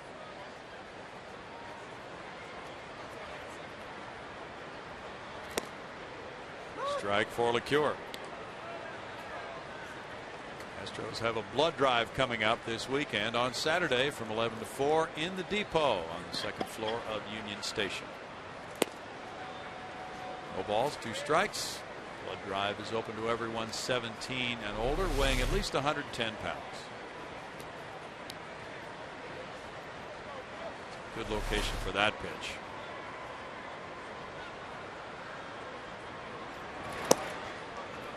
Missing, and it's 1 ball, 2 strikes.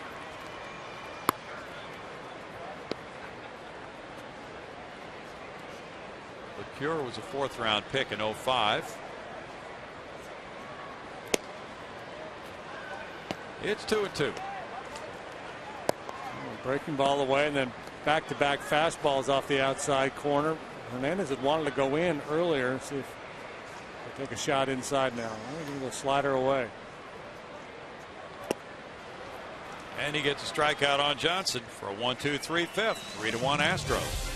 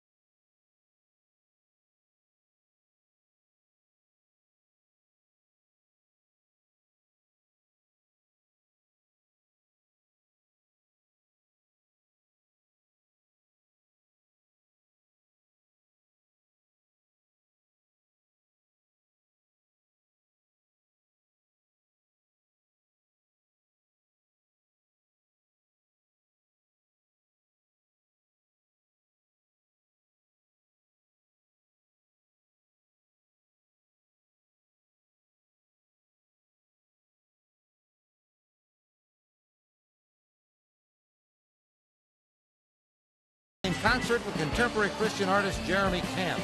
Tickets start only $7. Visit Astros.com tonight. I understand that J.R. Tolles will be one of the featured speakers at that affair. Those are always very successful. And again, the first of the year coming up on Saturday, May 28th. Thanks, Greg. It's Joey Votto in this 3-1 game. Taking strike one, leading off the 6th inning. He tripled leading off the 4th and came home on a ground out. Joey's 1 for 2. Hit the ball deep to right center field. That one pushes him back, and it's a 2-ball, no strike count. The 436-foot dimension in straightaway center, the biggest of any major league park currently in existence. Votto hit his to the right of that. 1 ball, 1 strike. Votto is hitting .392 in his career at Minute Maid. You know, when you see him on television, he doesn't appear to be that big of a guy, but when you get up close to him, big, broad shoulders. Yes. It's a sharp single on through the middle. He's 2 for 3. Well, he's come back from that rest and had a couple of nice games. 3 hits last night, 2 hits so far.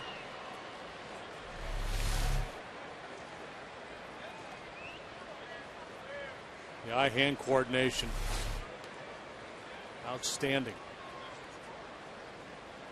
Votto's on for Phillips.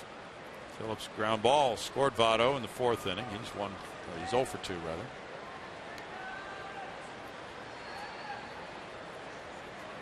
Six hits for the Reds, 3 for the Astros. No errors in the game. Ball 1 to Phillips. The Reds with their offense can certainly come from behind. They can put up some crooked numbers. 2nd in the league in on-base average and in slugging percentage. And that's without Scott Rowland currently.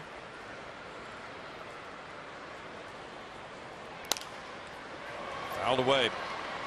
1 ball, 1 strike. Dusty Baker has to feel pretty fortunate that he's down just 2 runs here, given the way Volquez struggled with his control. Very winnable game for Dusty.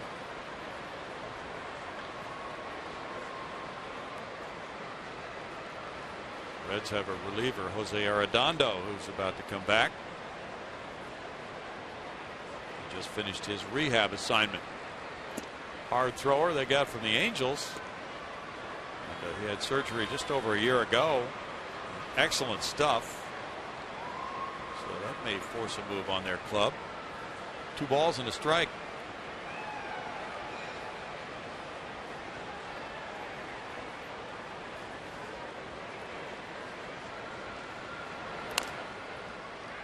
Tap foul. It's 2-2, and Jeff Keppinger beginning his minor league injury rehab assignment tomorrow for Corpus Christi.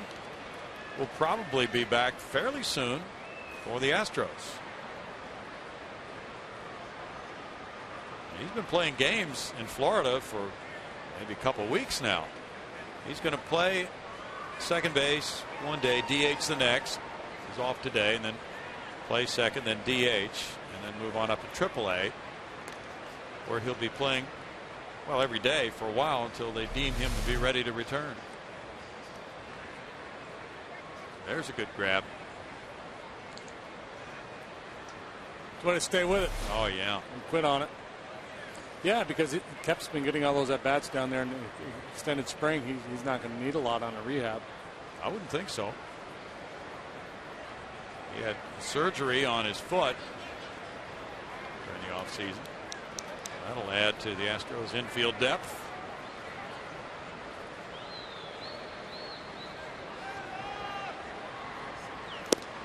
Swing and a miss by Phillips. He's down on strikes. Nice let up there by Wandy. He got his 4th strikeout. Throwing the fastball about 89, 90 miles an hour, and then comes with the 82 changeup. So not big difference, but just enough. And really sells it. Quick hand. Just a perfectly placed changeup down and away. You see JR with the glove pointing out, giving him that good positive feedback. Yep, that's the one. That's the one I wanted. Johnny Gomes has fly to right, and he is struck out.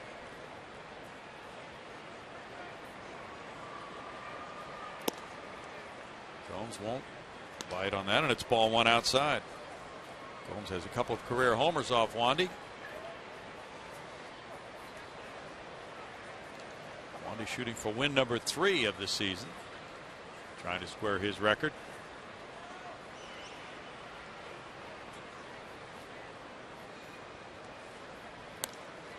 Foul ball back. The Astros starters as a group are 7-16 with a 4.93 earned run average. Wandy's won 2. Bud Norris has won a couple. Jay Happ has won 2. The staff leader in wins is Brandon Lyon with 3.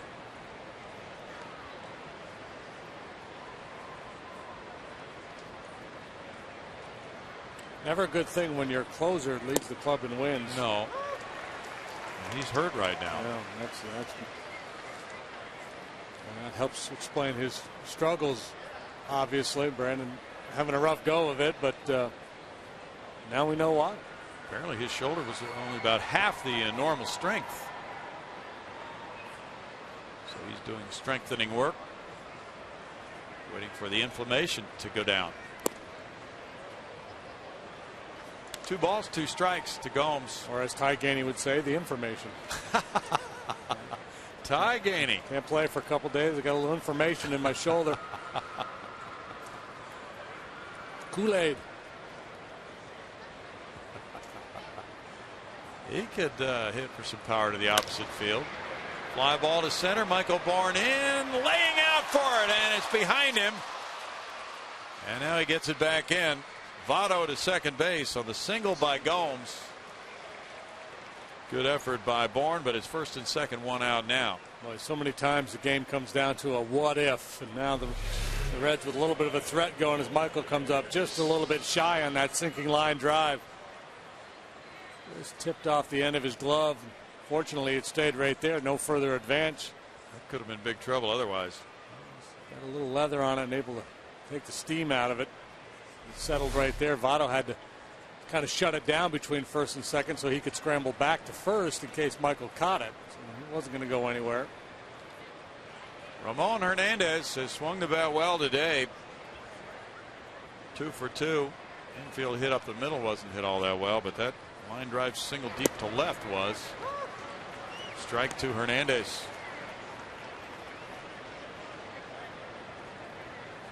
2 men on, and Ramon has provided big hits late in ball games for the Reds.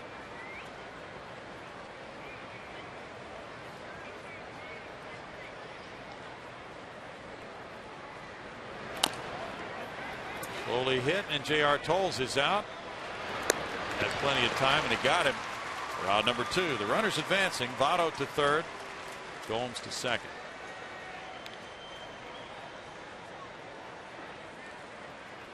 Jay Bruce striding up to home plate. Normally you would think, well, base open. Bruce, a very dangerous hitter. And Paul Janisch on deck, not so dangerous, but I think you got to go after Bruce here, given the fact that he's a left-handed hitter and Wandy has owned him so far. Jay just 1 out of 22 now in his career against Wandy.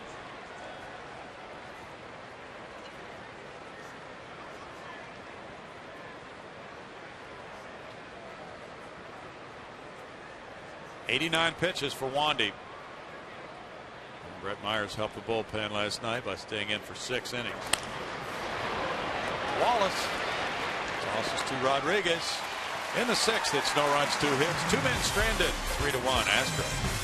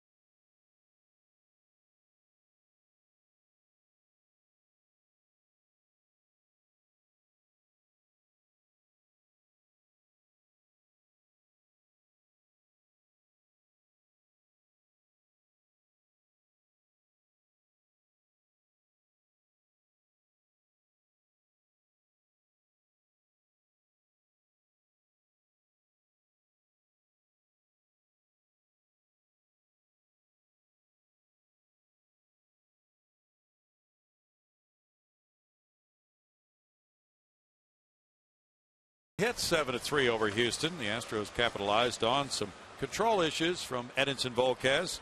They got back-to-back walks. In fact, 3 consecutive walks in the second inning. And then with 2 outs, Michael Bourne on a 3-2 pitch delivered a couple of runs on a single. And there's a guy who's tuned into the ball game. He's probably listening to Milo Hamilton and Dave Raymond right now. There's ball 1 to Matt Downs, who delivered a sac fly for run number 3. That was in the 3rd inning, scoring Brett Wallace. Downs earlier had walked and scored in the 2nd. This one rolls foul, first base side. 1 ball, 1 strike. There's Milo broadcasting, and Dave Raymond alongside. Astros radio, that's a good way to enjoy the game. Bring your headphones. Got all kinds of things in the media mix with the big El Grande video board. All kinds of Wi-Fi hotspots have been added, so the smartphones work very well in here. 2 balls and a strike. Bring your iPad to the game and watch replays. Yeah, that's right. Do you have that baseball app package that everybody's raving about this year? I've got the at bat. I don't know what you call it. I've got the one where I can listen to. Yeah, I've got at bat on my phone. I listen to games at night on the way home sometimes. In fact, I listened to the great John Miller and Dave Fleming calling Giants baseball last night in that Lincecum game. I didn't hear the end of it. Still playing when I got home, but it was 0-0. And they scored one in the bottom of the 9th, the Giants did, to win. Tony Ross. Please. 3-2 to Downs, former Giant. And he checked his swing. No, it's a foul tip call. And that is a strikeout. That's number 2 for LeCure. Now Downs apparently didn't think he foul tipped it, but that was the call. Marvin Hudson explaining it. He seems perplexed. Let's see if we can detect what happened here. Looked like it might have hit the ground, or the catcher's mitt hit the ground. Doesn't look like it hit the bat. No. But Marvin Hudson, I think he heard the ball hit the ground or heard the ball hit the mitt, and he called a foul tip. Now, he may have offered anyway. I don't know. Yeah. But it's possible. It didn't look like he made contact. It did not. Bogusevic walked and scored, and he struck out. Giants with that win last night have won 4 in a row, JD, and they're only a half game behind the front-running Rockies. Well, the Rockies got after that great start, and then they've come back to the pack. Giants with that great pitching. They're going to be in the race all summer long unless they get, guys hurt. Even though they're not scoring a lot of runs, they pitch so well, they should be all right. Brian Wilson got that win last night in the 1-0 game. Tim Lincecum wound up with a tough luck no decision. And Ian Kennedy threw the ball extremely well for Arizona, got a no decision. And Kennedy broke up the no-hitter Lincecum had going into the 6th. Did he? Yeah. 3 balls and a strike. Look at the Pods. They threw a 6-spot on the Brewers in the 8th. Now have an 11-6 lead. Ooh. Uncharacteristic for them this year. They've had 20 hits. That's a walk to Bogusevic, his 2nd.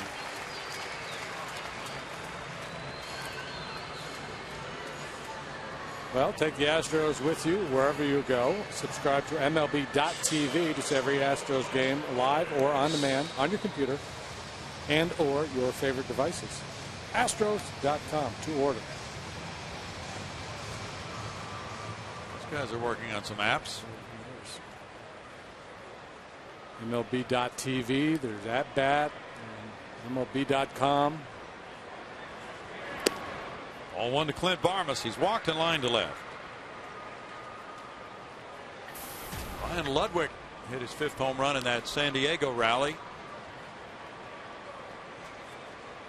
11-6 San Diego, bottom of the 8th in Milwaukee. We'll have to see who's been giving up all the runs for the Brewers. Randy Wolf started. One ball, one strike to Barmas. Wolf gave up 12 hits and 5 runs in 3 1/3 innings. And Cameron Lowe just gave up 3 runs in 1/3 of an inning. Yeah, the Wolfman, he's better at night. Wolfman in the daytime is just what Ron Renicke's thinking. You can't use the Wolfman in the daytime.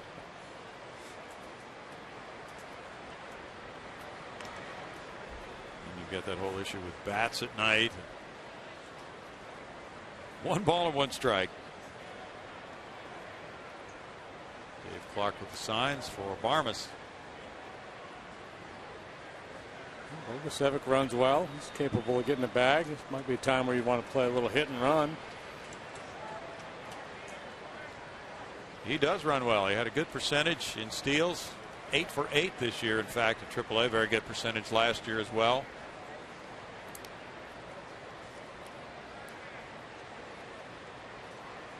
He's not attempted a steal with the Astros this year. 1-2. Padres are still batting in the 8th inning. 7 runs home.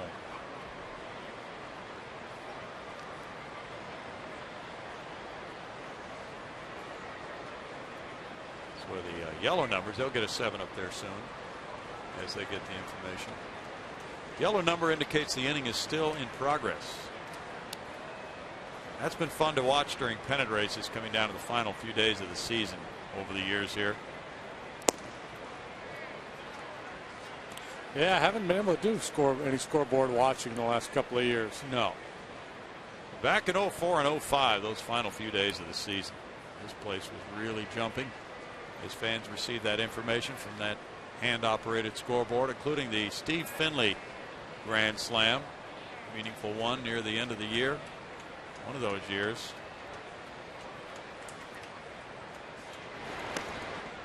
Where that yellow number went from a 3 to a 7. And then people are searching to see what happened, who hit a grand slam, that kind of thing. It's really the height of a pennant race when things like that are going on.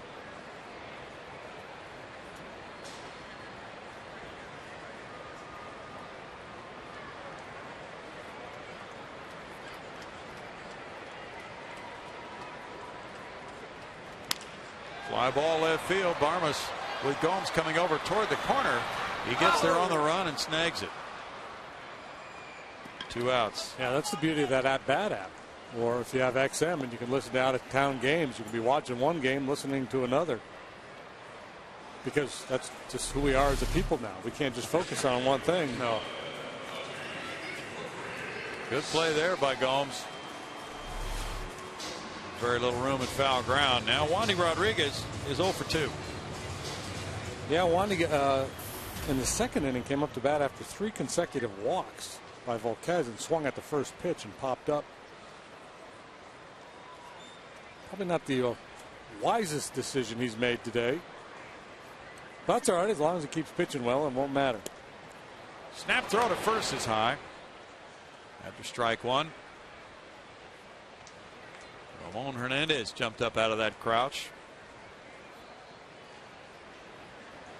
This is not a time Bogusevic wants to try anything daring on the bases with the pitcher batting, because if he gets caught, pitcher leads off the next inning.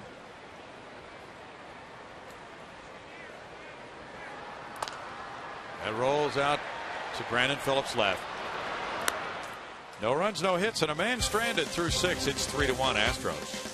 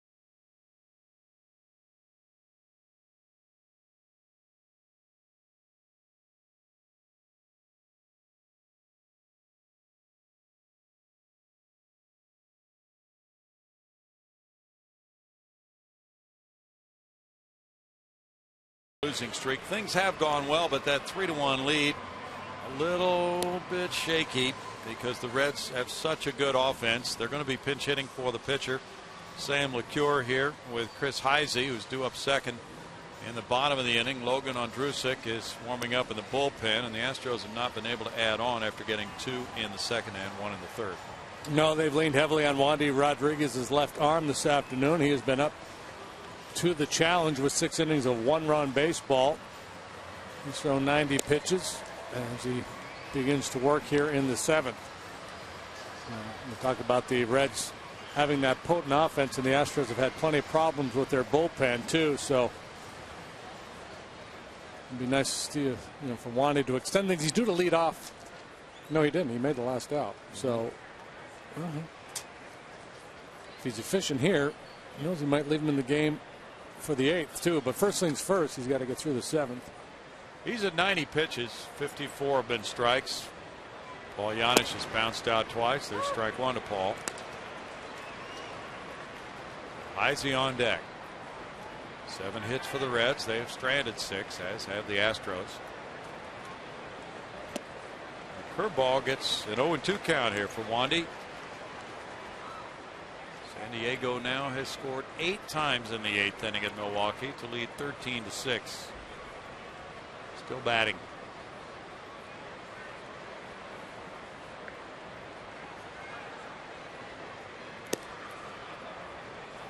It's a 1-ball 2-strike count. Reds are 15-9 within the Central Division. Now 2-2.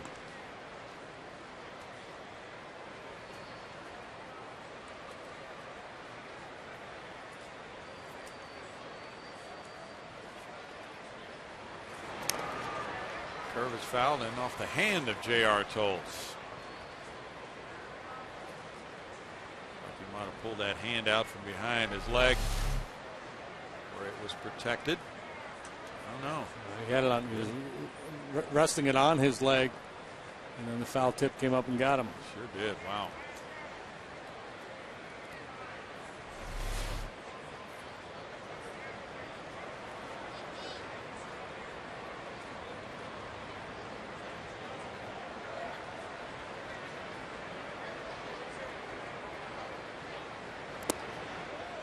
Curve makes it 3 balls 2 strikes now. And the Cardinals and Reds open up in Cincinnati Friday night. It'll be Bronson Arroyo and Kyle Loesch.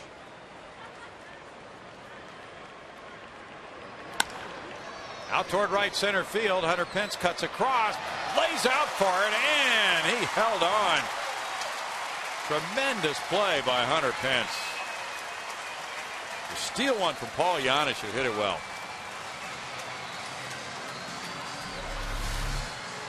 Yeah, with all the firepower the Reds have, this would have been big had this been able to drop in for a base hit, potentially an extra base hit, but a good sliding backhanded catch to the bobble.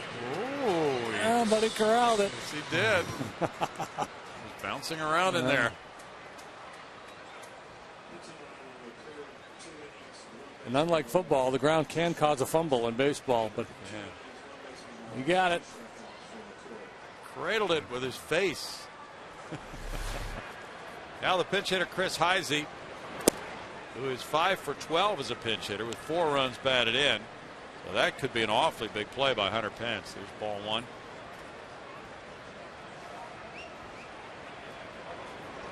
Heisey started all 3 games in Cincinnati against the Astros. He fouls it back. It's 1-1. Started in right, left, and center. And another start Saturday at Chicago. This will be the 100th pitch for Wandy against a .235 hitter with 2 homers this season. The Reds have been outstanding in the pinch. 17 hits and 50 at bats. That's better than a .333 average. And then Malaika had one earlier, so it's 18 for 51 now. Yesterday, I think it was .347. About 200 points better than league average.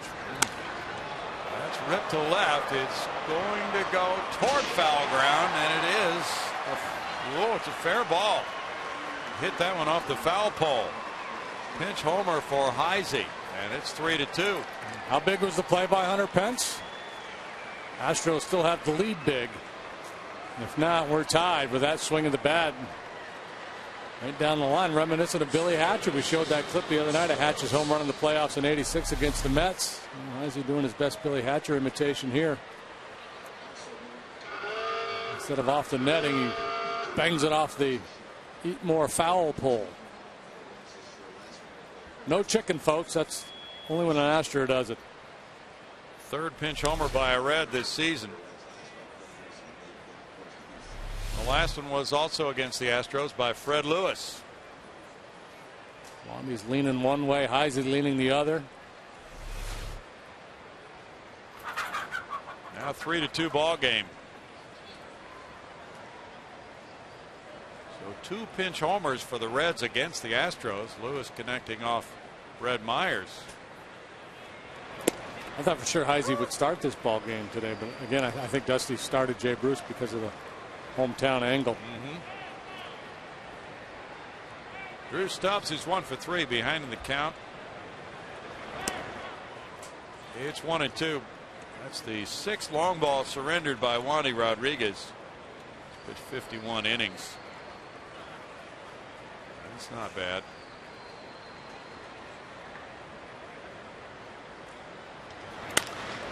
Fly ball toward the right field corner. Hunter Pence is running out of room at the wall. That one ties it. Opposite field homer Drew Stubbs, and it's 3-3. Home run number 7 for Stubbs, and the Reds have back-to-back home runs.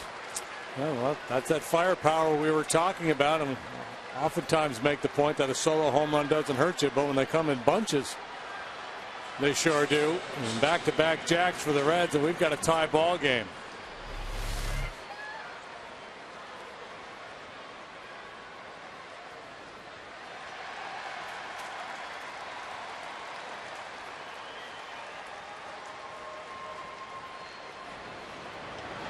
Wilton Lopez is warming up. Somebody peer pressured that little guy to throw the ball back on the field. Did she make that catch? Yes. Oh, you got to hang on to that ball. Absolutely. Maybe they threw a bogus one back. Might have. Now Brad Arnsberg with Wilton Lopez warming up is coming out. 106 pitches for Wandy. And earlier in the inning, just looked like he didn't finish a curveball. You know, it might be a tiring type situation, but playing in an air-conditioned ballpark, 106 pitches, that may not be it.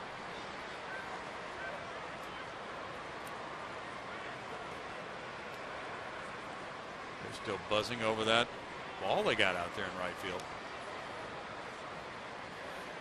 Well, I think this trip to the mound more than anything was Brad Arnsberg in an attempt to refocus Wandy, because all of a sudden his lead has disappeared. Now he's in a tie game, and I think Arnie just wanted to go out and kind of get him pointed back in the right direction. All right, you gave up a couple of home runs, but we're tied. You got a chance to get a win here if you get a couple more outs and get us into hit.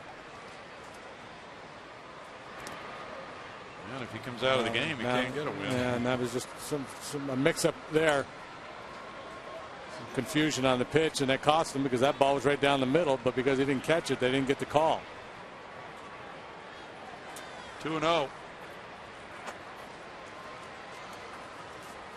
Little things like that can sometimes add up and turn into big things. Especially when you're playing losing baseball. Those are the kinds of things that really frustrate the manager. Guys getting crossed up, or players not knowing how many outs there are, things of that nature. But clearly there was a mix-up here. It looks like JR setting up for a fastball down and away. You can see the way the glove raised up. He was surprised by that breaking pitch, but it was right over the heart of the plate. Now 3-1 to Renteria. Votto on deck.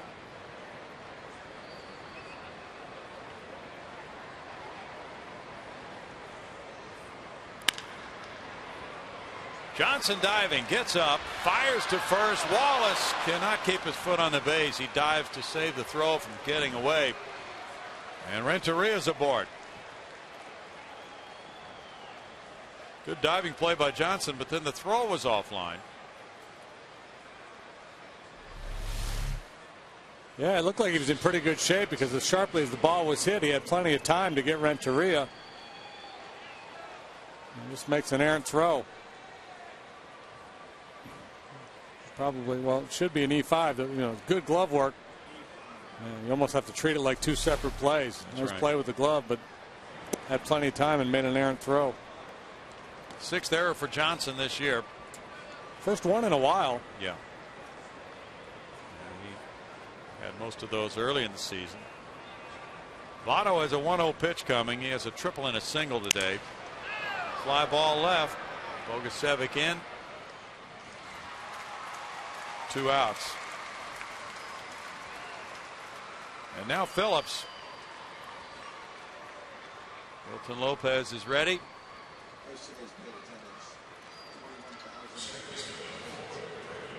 The paid attendance today is 21,008. Logan Ondrusek from Shiner is ready.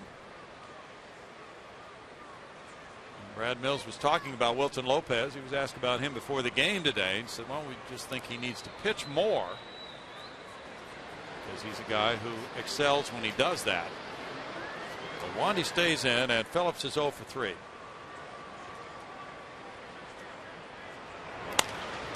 Up the line in right. Hunter Pence over. That will loop in front of him for a hit. Phillips will take a turn. Throw goes into second base. And Phillips now 1 for 4. That keeps the inning going for Gomes. 3 hits in the inning, including back-to-back homers. This ball not hit well at all. Right off the end of the bat, just a little pop-up down the right field line, but still a knock. That's you know, you've had that shot of Brad Mills and Brad Arnsberg talking in the dugout and trying to figure out how they want to play it here. Lopez is ready. Jamie Quirk has given the high sign from the bullpen. Lopez is ready to go if you want him.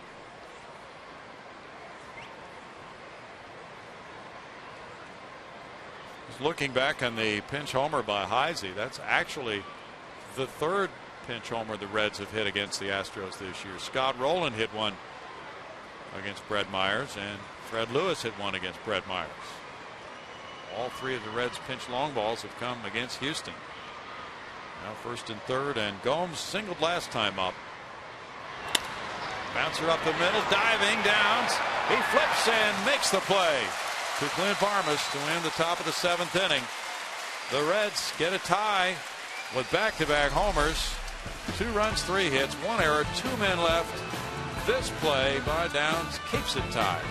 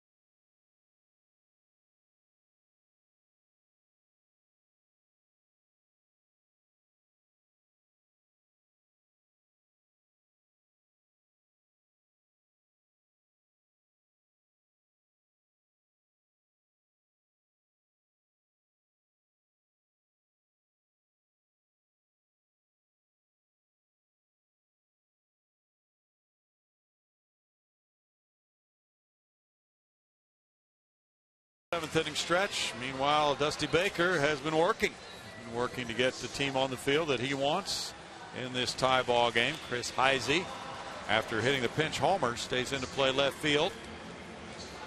Batting in the 9th spot, and Logan Ondrusek replaces Johnny Gomes in the 5th spot in the order. And with his 21st appearance, he leads the National League. Good job by Sam LeCure to hold the Astros at bay. Now the Reds have tied it, and Dusty Baker turns to Ondrusek, who's been very reliable this year, boy. Good numbers. And the Astros saw him in the 6-1 Reds win Monday night. Strike one to Michael Bourne. Bourne 2 for 3 with 2 runs batted in this game. Ondrusek from Shiner, Texas, delivers ball 1. He went to McLennan Community College, 13th round draft choice in 05 by the Reds. 26 years old, listed at 6'7". It's 1-2. Ondrusek, with his 22 thirds innings pitched, is tied with Nick Massett for the bullpen lead. Trying to pound away at that outside corner with a 2-seam fastball and just sliding off the edge. It's a big at bat here with Bourne's legs. He can get on. He could make something happen. And he does not. Well, he's saying he fouled it. Let's see now. Take a look at the baseball. Okay, he did foul it. 2-2. Marvin Hudson with the call. Yeah, he's staying alive. A little piece and into the dirt. Good call by Hudson. Tolles on deck, then Pence to follow. It's 3-2 to Michael. He worked the count full in the 2nd inning before delivering his 2-run single to right field off Edinson Volquez, who now is off the hook for the loss. And a fastball struck him out. Strikeout number 6 will take you back now in this ball game as Michael Bourne got that 2-run single in the 2nd after the bases were loaded on walks. Houston leads 2-0. Phillips with a shot to Barmas to get home Votto, who had tripled. And then there's Heisey's pinch homer off the left field foul pole, and Stubbs made it back-to-back home runs to tie the game 3-3. J.R. Tolles is 0 for 2 with a walk, looking at ball 1. Pretty good chance that if not for the wildness by Chapman last night and Volquez here this afternoon, the Astros wouldn't have a run these last 2 ball games. Yeah, it's been a struggle for him. 1-1. And last night Chapman walked 3 and was charged with 3 runs in the Reds' 7-3 win. Liner to right field. Bruce, 2 outs. And today Volquez walked 5. And 2 of those who had walked scored on the Bourne hit. And then there was a walk to Pence. Wallace bounced into a force play, came around to score on a sac fly. Well, Volquez gets off the hook for the L. And that's what the Reds offense can do to these starting pitchers. Hunter Pence is 0 for 2 with a walk. Looking at ball 1. You know, a lot of times we look at a starting pitcher's 1-loss record, but how many no decisions are there like this in a game that could have been a loss because the offense came back after pitcher left trailing. That's a shot into center field and a 15-game hitting streak for Hunter Pence. And he's going to second, and the throw to Phillips, not in time. He hustles it into a double. Wow, how about that? Hands up on their feet, and I mean, with 2 outs, you gotta love the aggressiveness. It's a routine base hit up the middle, and somehow he turns it into 2 bases. We've seen a lot of this from Hunter lately, pounding that ball right back through the middle of the diamond. Stubbs back on his heels a little bit. He was making the assumption. Hunter came off the base momentarily, but able to get back just before the tag. And Stubbs just learned a lesson right there. Very aggressive. Wow. Got his arm right underneath Phillips' glove as he took a chance.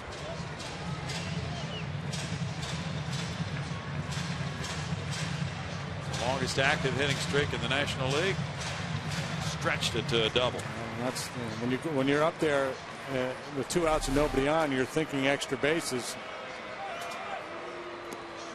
Intentional walk ordered to Wallace now to bring up Johnson.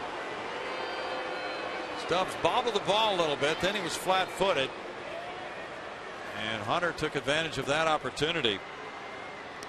Hunter now not only with a 15-game streak, but a 12-game hitting streak at home this year. A lot of times that's the kind of thing that will be on a scouting report. You know, the Astros don't have an advanced scout, but they watch all kinds of video, and they may have watched Stubbs at times and see, well, sometimes out there he's kind of back on his heels, assuming that nobody's going to try to take an extra base on him, and you might be able to take advantage of it. Wallace to first, Johnson the batter. Johnson doubled to left in the third. He's 1 for 3. The Astros have been out hit 10-4 in the game.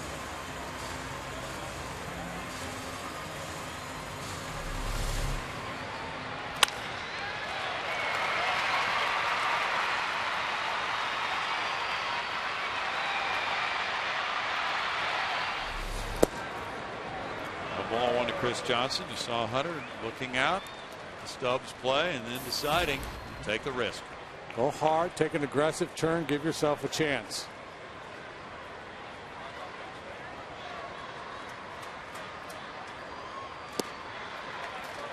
Now 2-0 to CJ, who's walked twice this year. And pitchers have been trying to get him to expand that strike zone early in the count. So he'll be behind early. Just a very aggressive hitter. And that's one of the things he's going to have to do is show a little more discipline at the plate, draw some walks, be willing to take the walk, especially in situations like this. This is tough. You know, hitting $185. He's not really going his way, but he's got a chance to plate a potential winning run. How do you tell yourself to be patient? You want to swing. You want to drive in that run. Yeah. 3-1. You should see something here. Matt Downs is on deck. Johnson's hitting .207 with men in scoring position. He didn't see anything, and he recognized it and took a walk. Bases loaded. Matt Downs comes up.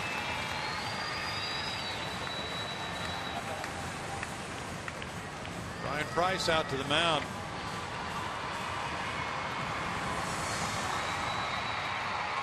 And just like that, 2 outs, nobody on. Pence's hustle creates the open base situation. They decide to walk Wallace, and Andrusa can't find the plate to CJ on the 3-1 pitch, and the Astros have a chance with the bases juiced now. Matt Downs, who made a heck of a play to end the top of the inning, could be a hero in the top and a hero in the bottom. Could be the player of the inning. Heck of an honor. Downs had that sac fly in the third. He's 0 for 1 with a walk. Say it a lot. Win the 7th, win the ball game. It happens a high percentage of the time. Not enough for the Astros this year. They've blown late leads, but still, typically you take a lead into the 8th, you're in pretty good shape. Biggest cheerleader right now is Wandy. Got a chance to get a W if the Astros score. Ball 1 is wide.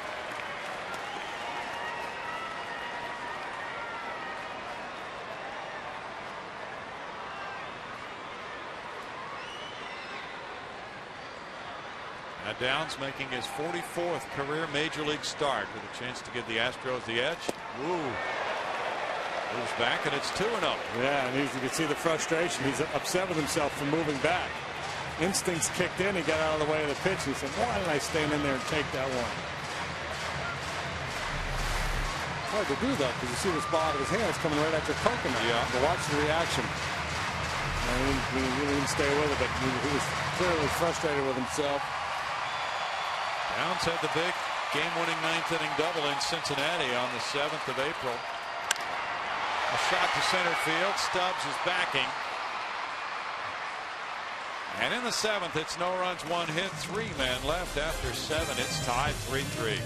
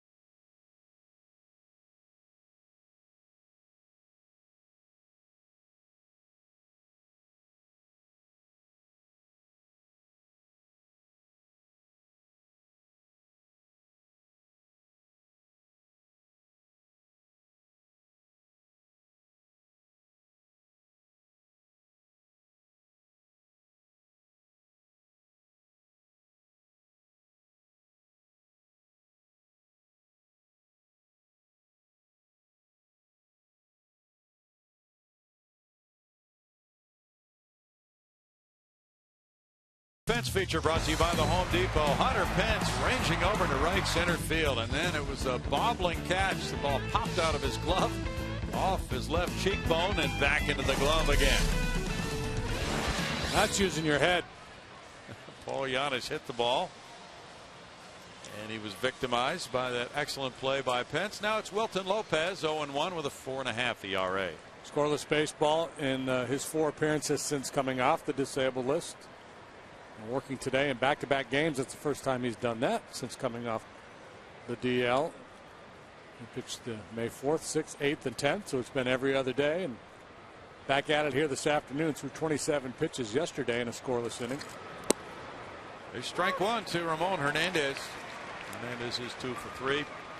Wandy Rodriguez in 7 innings allowed the Reds 10 hits, 3 runs, walking nobody, fanning 4. That's chop foul. Ed Mills was asked as the count goes to 0-2 about Lopez throwing so many pitches in last night's game, giving up 2 hits, no runs, and walking 1 in 1 inning.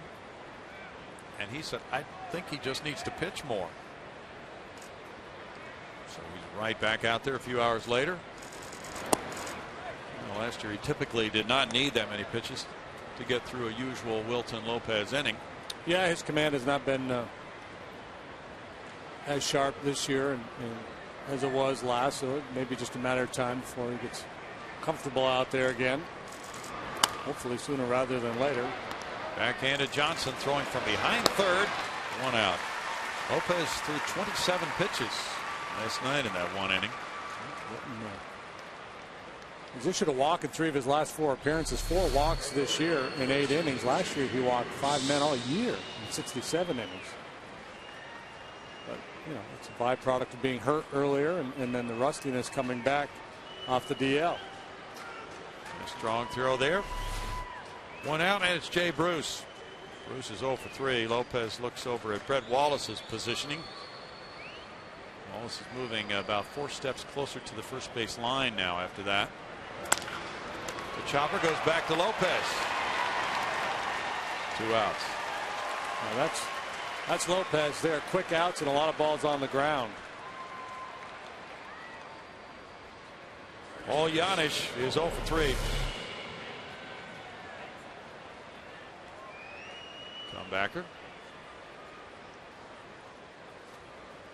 That's what made him good against lefties last year, especially a lefty pull hitter like Bruce is trying to pull that ball, and he throws that runner moving away, and if you try to pull it, you're not likely to do much with it. Giannis on the ground to Johnson. Makes it a 1-2-3 inning. Only 6 pitches in that frame for Lopez, and it's tied still 3-3.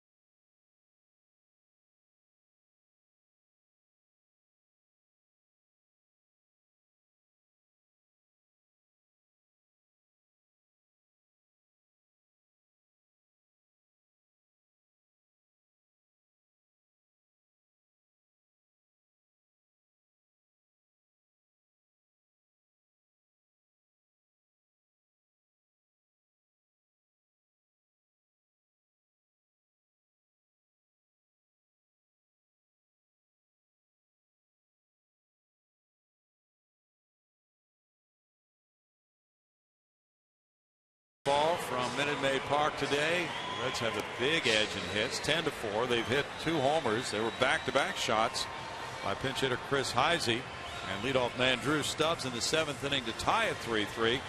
Now the Astros come up in the bottom of the 8th. Logan Andrusek got through the 7th inning, surviving a 2-out double from Pence. Then an intentional walk to Wallace. He walked Johnson then to load the bases and got downs on a 2-0 count on a fly ball to center. It'll be Bogusevic, Barmas, and the pitcher spot due up for the Astros here in the 8th inning. Dusty Baker's coming out. Wanted to make sure that Bogusevic was going to be the hitter. Looks like he's going to make a move to the pen. I'm assuming he's got Billy Bray out there. That's what we're guessing. I guarantee it's not Chapman coming into this game. Nick Massett has been warming up. Okay. So that's the move, and Andrusek's out of the game after 1 inning, allowing 1 hit, no runs, walking 2, striking out 1. Wilson Lopez had a very quick top of the inning and probably will be coming out for a pinch hitter as Mark Melancon is warming up for Houston. With the score, Cincinnati 3, Houston 3, bottom of the 8th, back in a moment.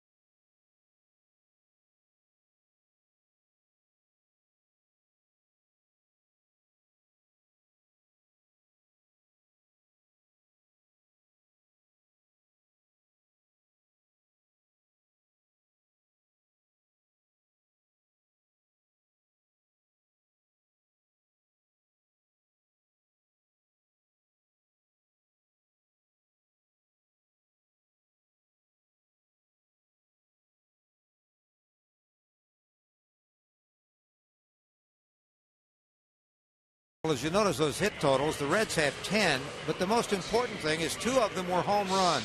The home run is an important thing to have in your arsenal. The Astros could use one now. Brian Bogusevic's hit a few in the minors, maybe off Nick Massett. Who knows? Browning, JD. Wouldn't that be something?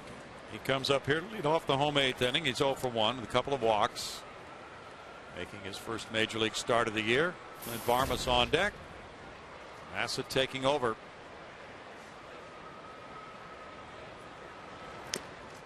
There's a foul tip, strike 1. Home run swing. He went for it. Chased that high fastball. Good aggressive swing, but didn't quite square it up. Massett's got good stuff. Hard thrower, good breaking stuff. He's been on a nice roll lately. Curveball misses. Massett came in last night with the bases loaded and gave up a 2-run single to Hunter Pence in the 8th inning.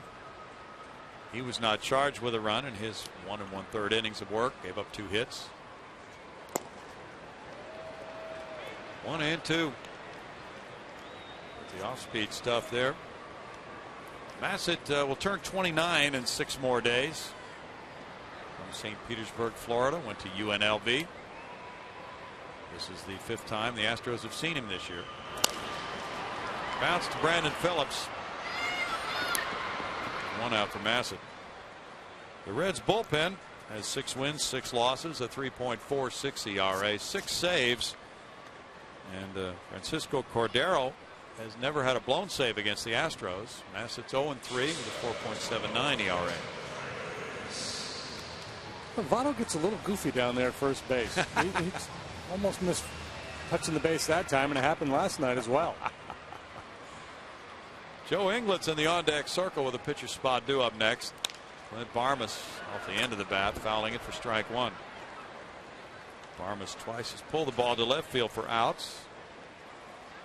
That little hand pad came off of the batting glove after he was hit by the pitch in spring training and broke the bone in his left hand. He decided to start wearing that.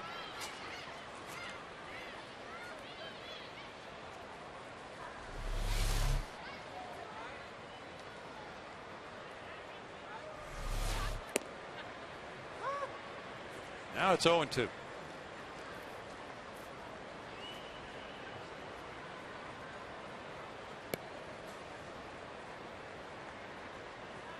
The Astros handed Massett a loss in Cincinnati April 7th. He came in with the game tied 2-2 in the 8th inning, gave up singles to Red Wallace and Humberto Quintero and an RBI double from Matt Downs in the 9th.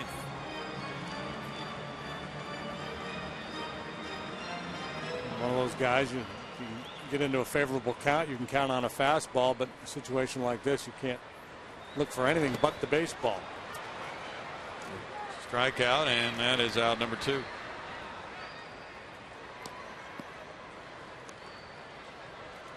Strikeout number 7 for the Reds pitchers in this game.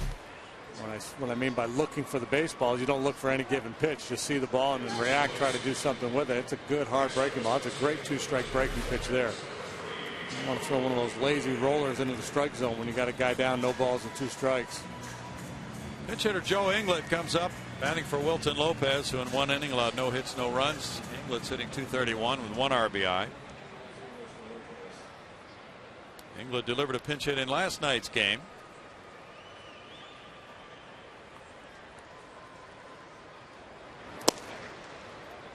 The Astros pinch hitters can't match the Reds numbers, but nonetheless in the last 20 plate appearances, Astros pinch hitters have gone 7 for 16 with 3 walks.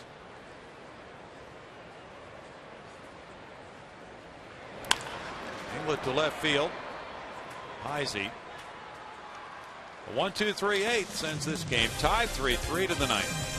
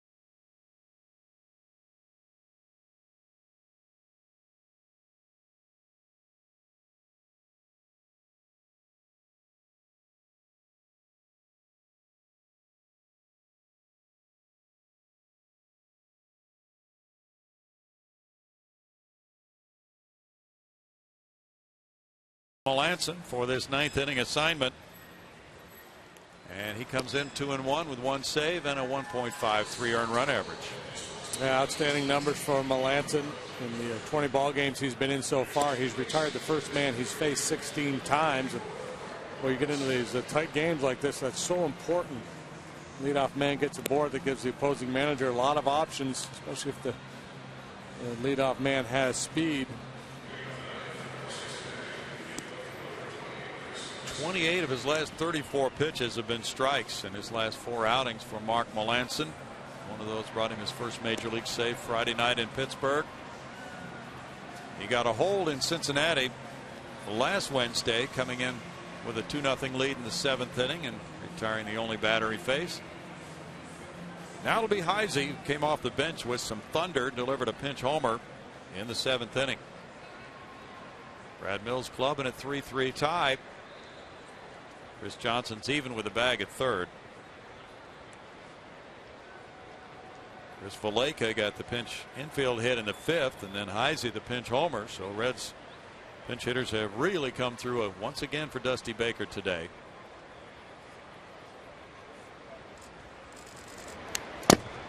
Foul straight back for strike one. Melanson has had 5 consecutive scoreless outings. Also pitched a couple of times on the first road trip at Cincinnati without giving up a run. So on 5 occasions he has not allowed a run to the Reds this season.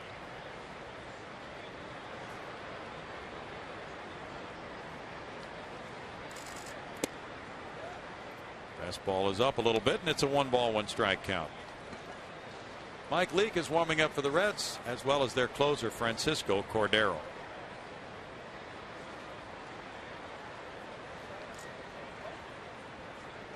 Cordero if they score, Leake if they don't. 1-2. Melanson has had 7 career appearances against Cincinnati with an ERA of 0. Dallas Braden of the A's is going to undergo surgery on his left shoulder. Pitched the perfect game on Mother's Day last year. 2 balls, 2 strikes.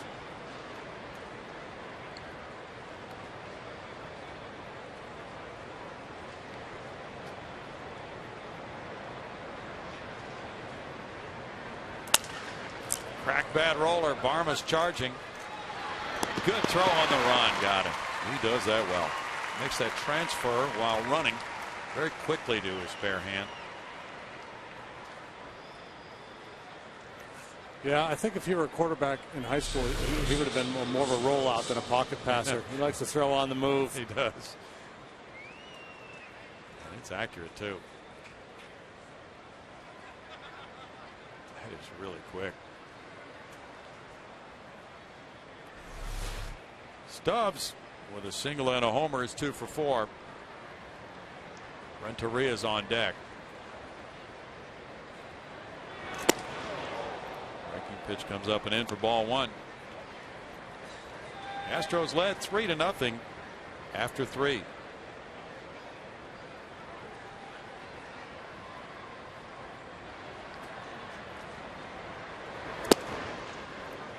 It's a 2-0 count. Tigers and Twins went to the 9th, tied 7-7. Detroit has scored twice in the top of the 9th and currently leads 9-7. Still batting. Johnny Peralta hit his 4th home run for Detroit to go with Victor Martinez's 4th earlier. Jason Kubel hit number 4 for Minnesota. Mets were rained out today in Colorado. They're off tomorrow as well. I wonder if that'll affect their rotation for the weekend. I'm not sure who is scheduled for them today. Find out.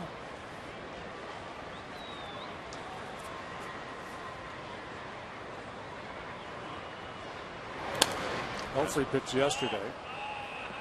Nice was scheduled today. The Astros faced him in New York. 2 balls, 2 strikes. There's a delay again in Texas. 7-0 Rangers over Oakland, top of the 4th. Now ball to second. Downs. 2 outs. Nothing wrong with dropping down on a knee for a second baseman with plenty of time like that to make the play.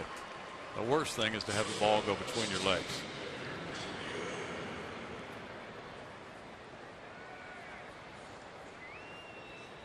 Now Renteria, he's 0 for 4. Well, they've had a couple of rain delays in Arlington. They must be getting a lot more rain in northern Texas than we are here. Strike to Renteria.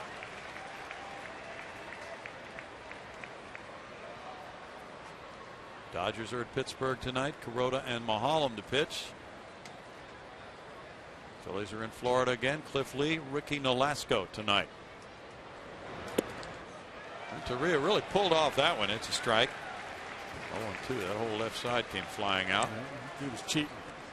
Sure was. He was looking fastball in. He was thinking Crawford boxes. Yeah, he was going to try to take advantage of that short porch.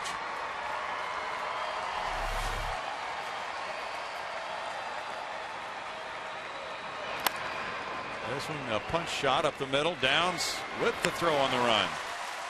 3 ground ball outs from Mark Melanson. Can the Astros win it in the bottom of the 9th? It's tied 3-3. Top of the order due up.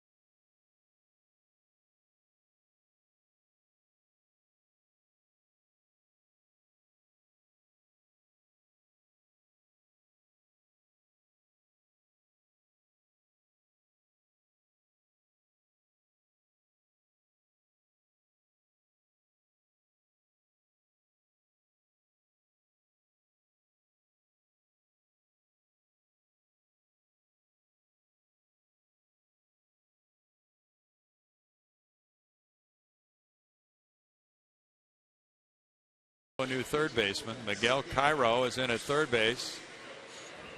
And Paul Janisch has moved from third base to shortstop.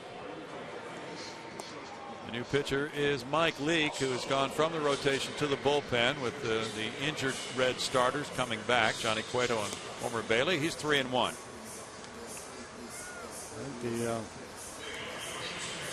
fourth reliever to work for the Reds this afternoon. The 6th reliever in the ball game. So far, nobody on either club has given up a run out of the bullpen. So if you believe in just the odds, you like your chances to get one here against Leake.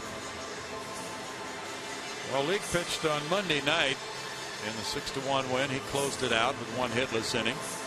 Started 2 games against the Astros in Cincinnati. He won 1. He lost the other one. Michael Bourne is 2 for 4. He's driven in 2 in this game. Leake's fastball is errant, and it's ball 1. Massett had a 1-2-3 8th with a strikeout. Good off-speed pitch. Takes the count to 1-1. Dusty Baker's hands tied a little bit with Aroldis Chapman. One of his 2 left-handers, just, he's a mess right now with his control, so he doesn't want to bring him into a 3-3 game. One hopper to Janisch. Billy Bray has worked in each of the first 2 games of this series. I'm not so sure how many bullets he's got, because with Bourne leading off the inning, and you'd like to have a lefty, but Leake able to get him. And Bray's piled up 19 appearances this year. J.R. Tolles is 0 for 3 with a walk. Leake, 23 years old, from Arizona State, a first-round pick in 09, the 8th player drafted that year. Jumped straight from college to Major League Baseball and went 8-4 last year with a 4.23 ERA. This is his 2nd relief appearance of the year.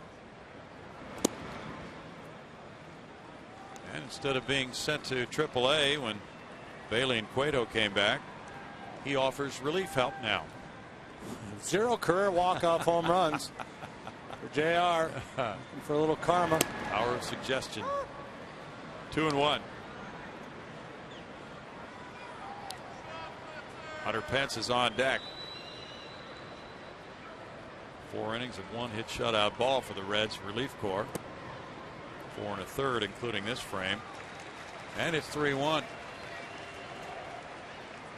Kentucky Derby? Looks like it. They're all dressed up.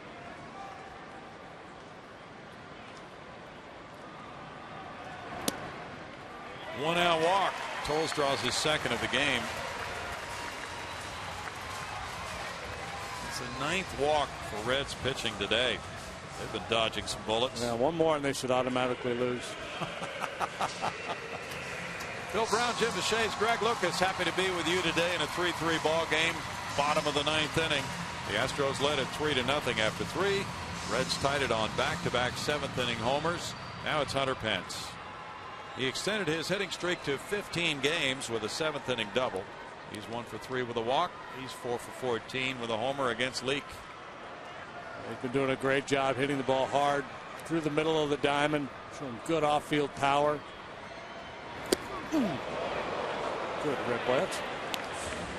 That's a lot of bravado at 87 miles an hour to throw that fastball up there.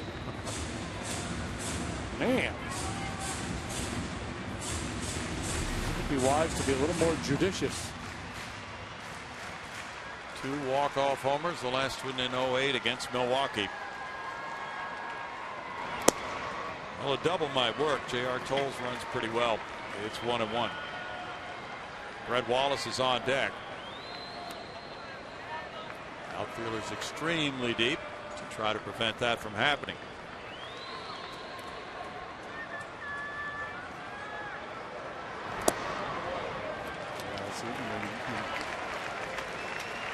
Brad Mills may be contemplating a pinch runner here if he gets into scoring position. Perhaps Bill Hall could run for him, but then you'd be using Hall to pinch run. Then you'd have to bring Q in to catch. So you get into these tie games late, you be careful how you use your players. You don't want to run out of inventory, especially with the catching position. Get Toles out of the game. Q go back there in an extra inning game and get nicked up, and then you're hung. Matt Downs would have to go behind the plate. Quick throw over to first. Toles was just taking his lead. That could be a good time to throw over. The guy's taking a step towards second base. He has to reverse field and get back.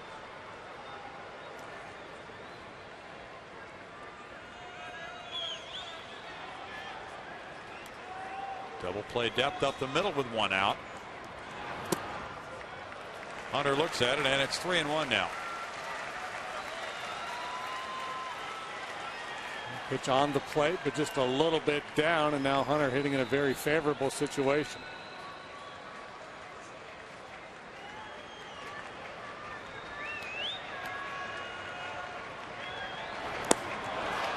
Three and 2.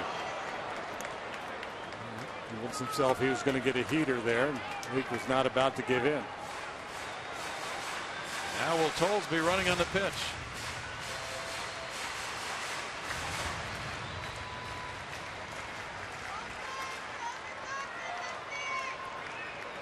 He's running. Off the right field line. That's headed for the right field corner.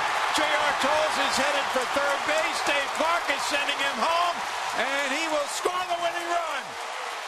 4-3 Astros on a game-winning double by Hunter Pence.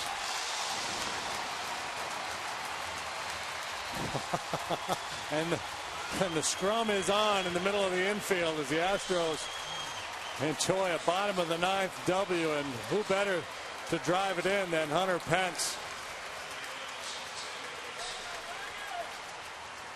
He rammed a 3-2 pitch up the right field line and had some slice on it, but stayed easily fair into the corner for Jay Bruce.